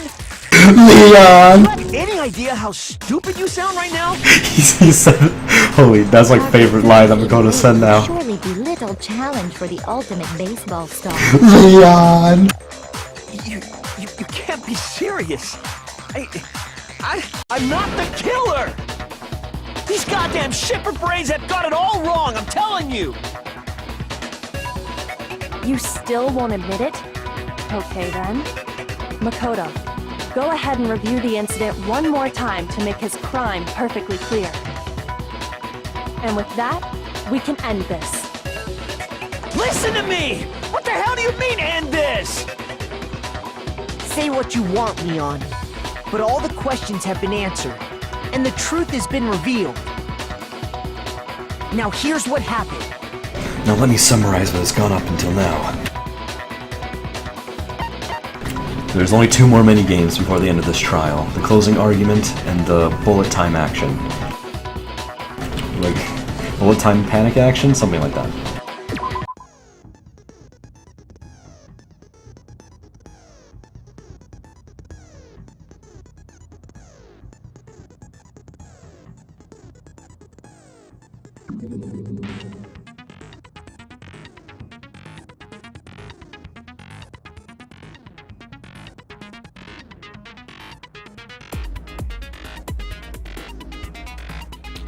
So we're basically creating a comic book by putting everything in the right place.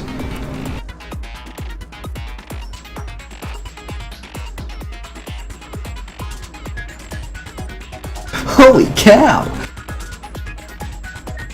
A breakthrough, oh boy!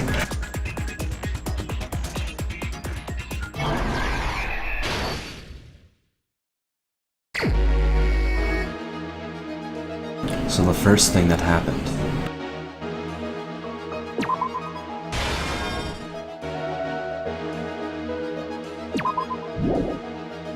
Is that what happened?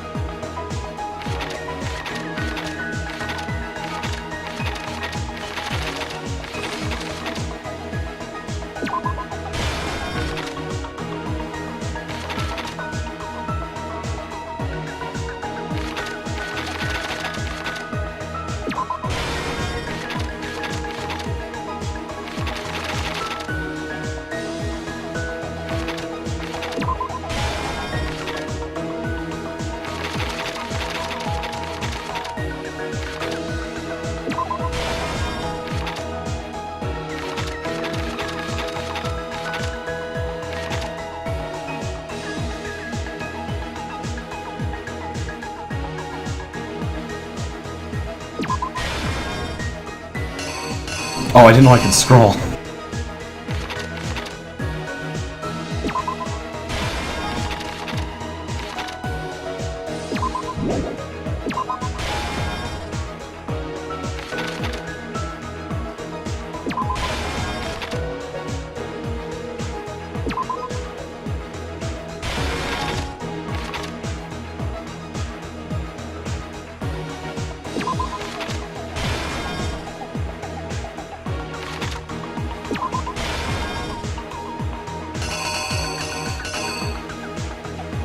Is that right? Because it just looks like that. I'll leave that be for now.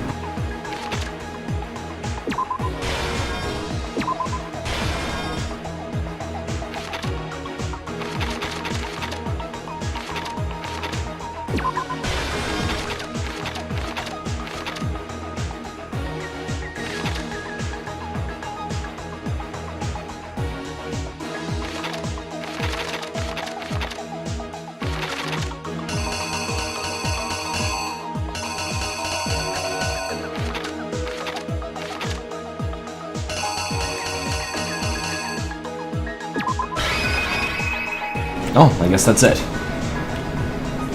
This is how it ends. The killer is you! The only one it could be. I think is you! One more look back at the case from the beginning.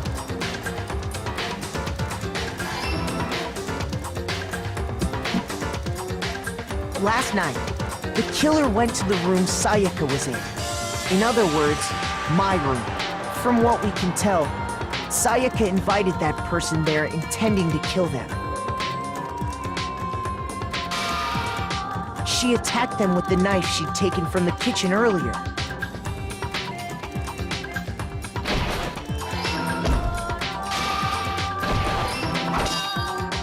But then something happened that she wasn't prepared for. They grabbed the fake sword I put in my room and fought back. During the struggle, a strike from the sword broke Sayaka's right wrist. And that's when she lost her grip on the kitchen knife. Finding herself cornered, Sayaka panicked and ran into the bathroom. The killer went after her, but couldn't get the bathroom door open. What they didn't know was that my bathroom door got stuck easily, and there was a trick to opening it. Sayaka knew about that because I told her, but of course the killer had no way of knowing.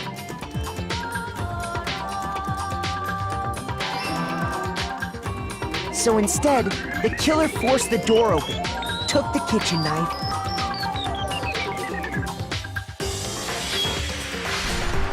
and stabbed Sayaka. This is why this isn't self-defense. But with what He could have strength just she left. had remaining, Sayaka left a dying message. To keep the killer from noticing, she wrote it on the wall behind her. We were both responsible for this murder.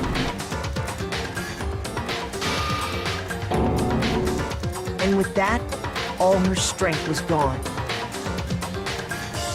With Sayaka dead, the killer quickly began destroying the evidence. First, they took off The their blood is shirt, pink, Douglas. which was covered in their victim's blood.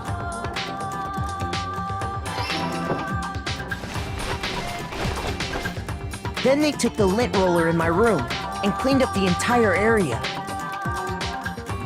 They wanted to make sure they got rid of any trace they'd ever been there.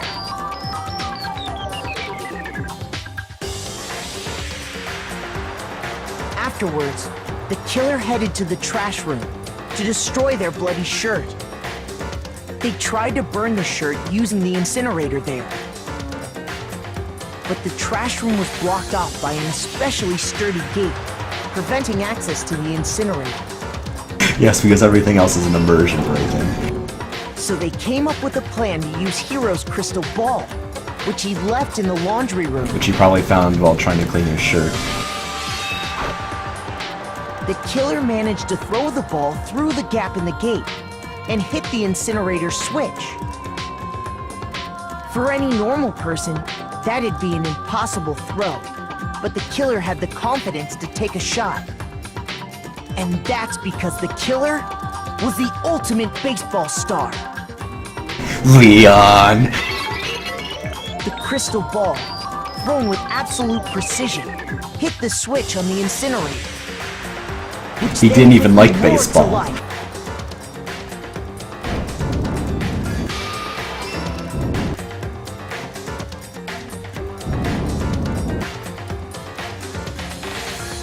Having destroyed the final piece of evidence, they left the area with, I imagine, a sigh of relief. But there was one thing they missed.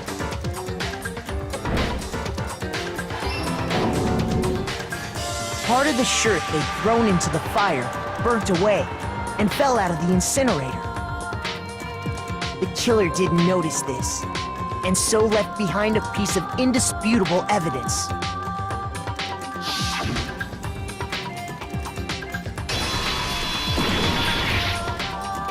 Isn't that right, Leon? Leon! I love the way Makoto says it like that. Hero simply forgot his crystal ball in the laundry room. You went there to try and wash the blood out of your shirt, And that's where you saw it, right? Yes, that is Seeing correct, the ball, Buckus. You thought of a way to take care of everything. So, Leon, do you object to anything that's been said? Do I object? Hell yes, I object! Of course I do! I object! I object! I object! It's just a bunch of stupid theories! You need evidence! Where's the evidence? Without evidence, it's all bullshit! It's bullshit and I refuse to acknowledge it! Well then, I guess this is as good a time as any to present the evidence that proves you did it. Makoto, I believe you're in possession of that evidence. I actually don't know what she's talking about. I have the evidence? Oh, bullet time battle. This is one of the last mini games, if not the last mini game right now.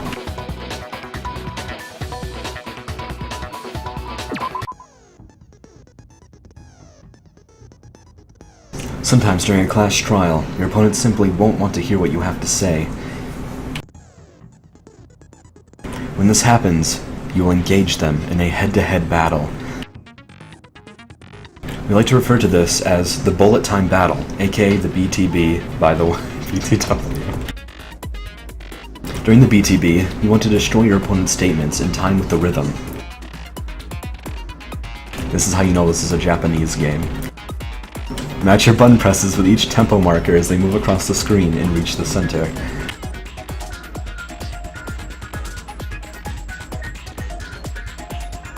Press the right mouse button to lock onto an opponent's statement. Destroy the statement you locked onto with the left mouse button as the tempo marker reaches the center.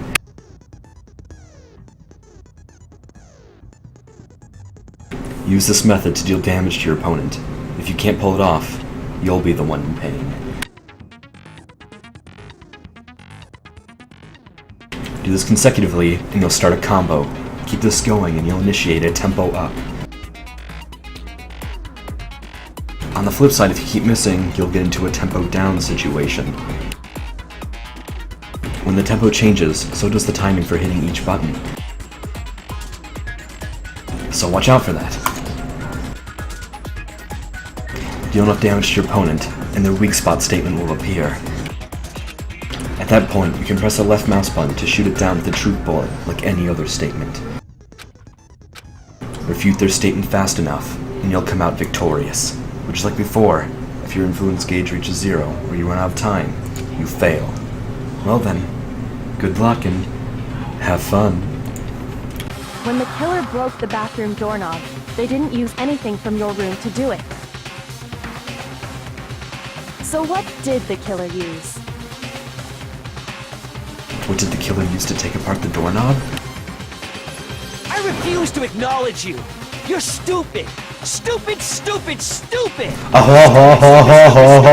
Stupid, stupid! I have to show indisputable evidence that Leon is the killer. I need to figure it out.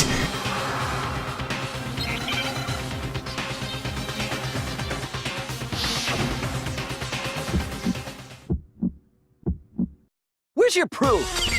You kidding me? Not a chance! It wasn't me! Stupid! You lie! Shut up! You kidding me? Not a chance! You lie! Where's your proof? You kidding me? Not a chance! It wasn't me! Stupid! You lie! Shut up! You kidding me? Not a chance! You lie! Where's your proof? This should prove it. This is it. The evidence to finish it all. The screws on the bathroom doorknob were removed. I wonder what kind of tool the killer used to remove them. I mean, it had to be a screwdriver, right? Oh yeah, I'm pretty sure the toolkits we got each had one inside. And that must be what he used. There aren't any other tools anywhere. But the toolkit in my room had clearly never been used. That's because the culprit didn't know it was your room. They thought they were in Sayaka's room. Only the boys got toolkits, so the killer naturally assumed there wouldn't be one in there. Okay, then whose toolkit did the killer use? Stupid! It had to be their very own toolkit. Stupid! Leon, would you mind showing us your toolkit? If I'm right about this, then the screwdriver will show some evidence of being used. Stupid! Huh? And if you say you used it for something else, you'll have to explain exactly when, where, and why. And let me say this right now. I lost it isn't an excuse at this point. Stupid.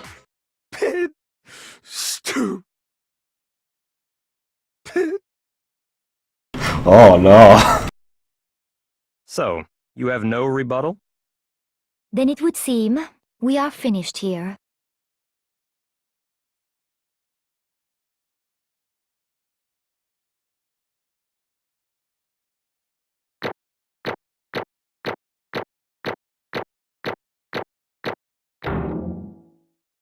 Wow, I only lost 33 points in total. Well, that's the end. Should I stop here, Buttkiss, or should we also watch the execution? I don't think I can save yet anyway, but I think I can in a second. Oh boy, Matakuma coins! Looks like you've reached your verdict. Then are we ready to cast All right. our votes? Let's watch the You execution. all have a lever in front of you. Use it to make your selection. Oh, just to remind you all, make triple sure you vote for someone. You wouldn't want to be punished for something so minor, right? Okay, then let's get excited! Who will be chosen as the Blackened? Will you make the right choice or the dreadfully wrong one? What's it gonna be? What's it gonna be?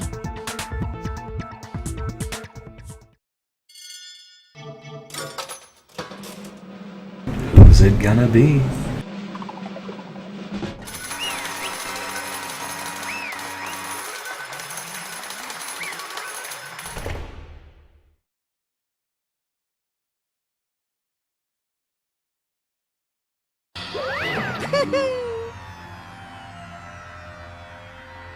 There will be a little bit of talking before the execution, but it's just a little.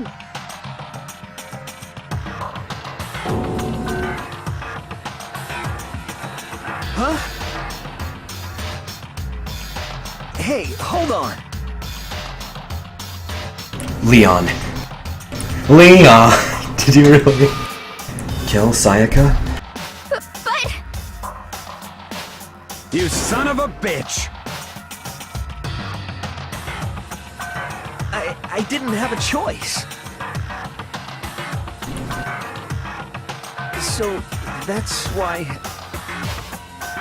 None of you are any different!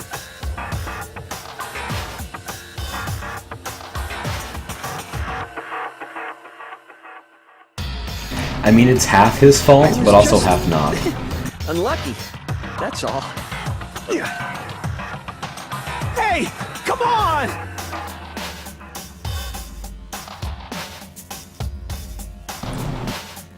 Everything's become clear. The decision we made was right after all. But when I think about that, honestly, I'd be better off if we'd been wrong. Because if what we came up with really is the truth, and that truth is that Sayaka was trying to frame me. But even if that's true, I can't say she was wrong.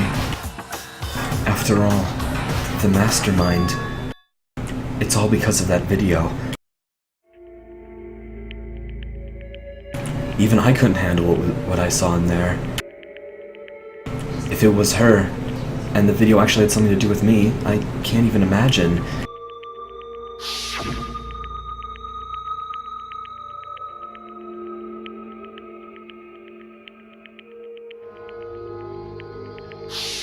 Why? Why?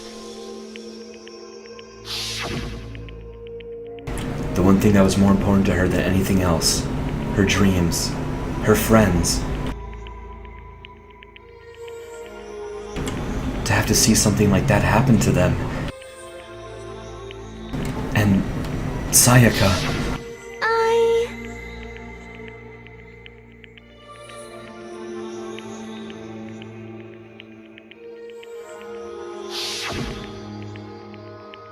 And that's why Sayaka, for the friends that meant so much to her, that's why she betrayed me. So, when she said, No matter what happens, please always be there for me. I need you on my side. she was lying to me from the very beginning.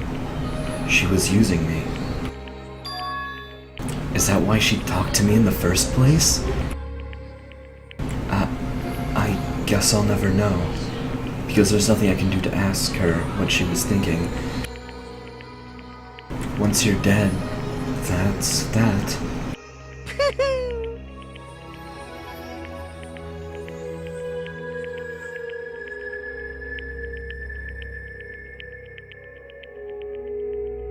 Ba-bum, ba-bum. Into total despair. What did you say? Phew!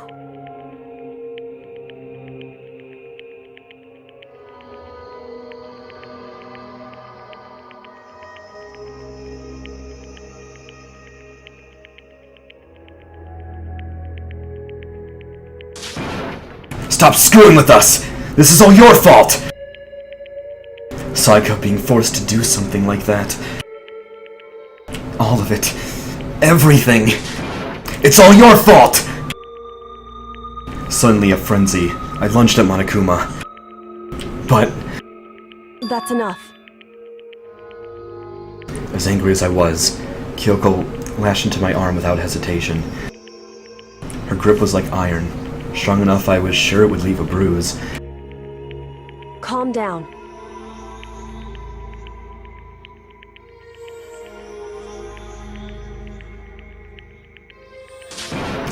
Damn it! Ba-bum, ba-bum.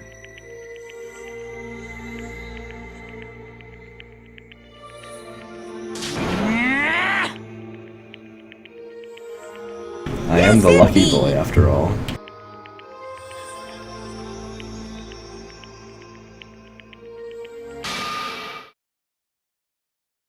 The execution. Punishment? You mean execution? Wait a second!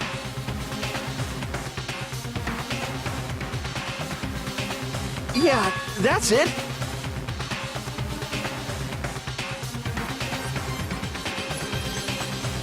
Is that okay?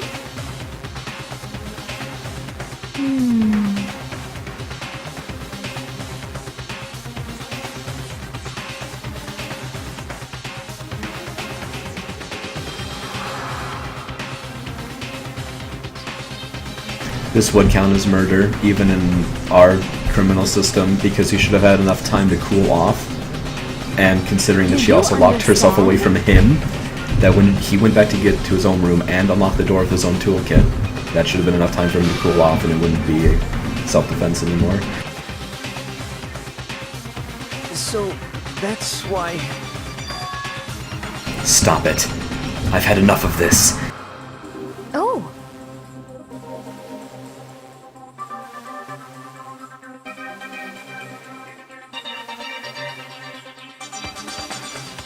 I can't say Leon is solely to blame. Of course, I don't plan on blaming Sayaka either. Because the one to blame is him! If it weren't for you, this never would have happened to Sayaka or Leon! We shouldn't be fighting each other. We should be fighting against the one who put us in this situation! The mastermind! Unbelievable.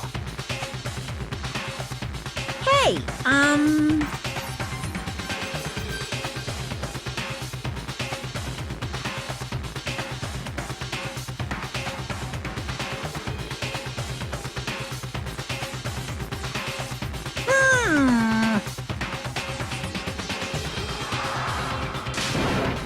Just shut up! Thrills, chills, kills! I'm begging you! Please, don't do this! Hey, come on now!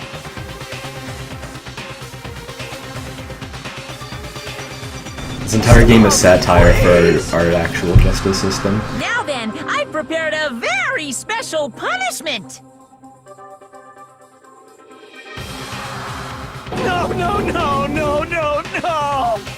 Let's give it everything we've got! It's punishment time! No! Sorry, Leon. This is it. Your final moment. Game over. Leon's been found guilty. Also, if you don't like violent things, you should probably look away. But I'm sure none of you care.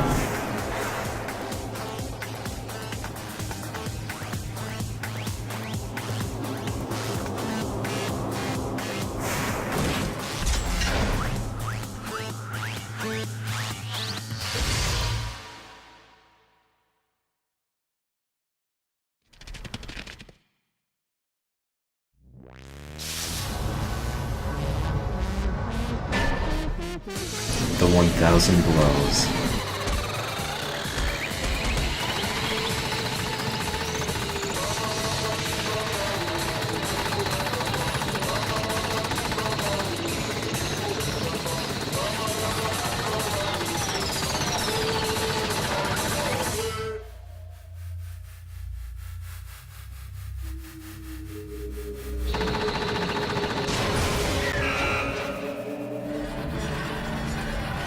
Of course, this is Monokuma we're talking about.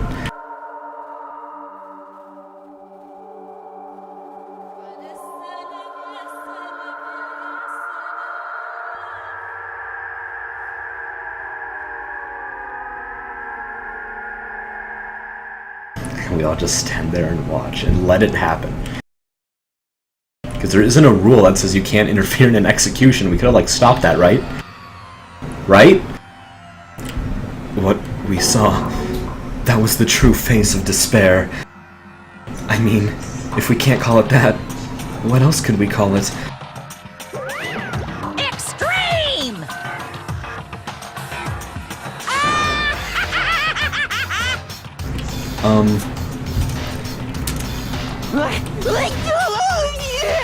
We could stop it here if you want.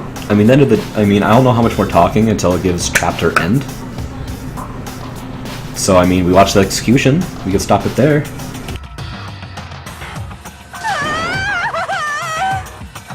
Alright. Well, other people want to stream. I mean, this actually went on for much longer than I wanted it to. I didn't know how much of the trial was left.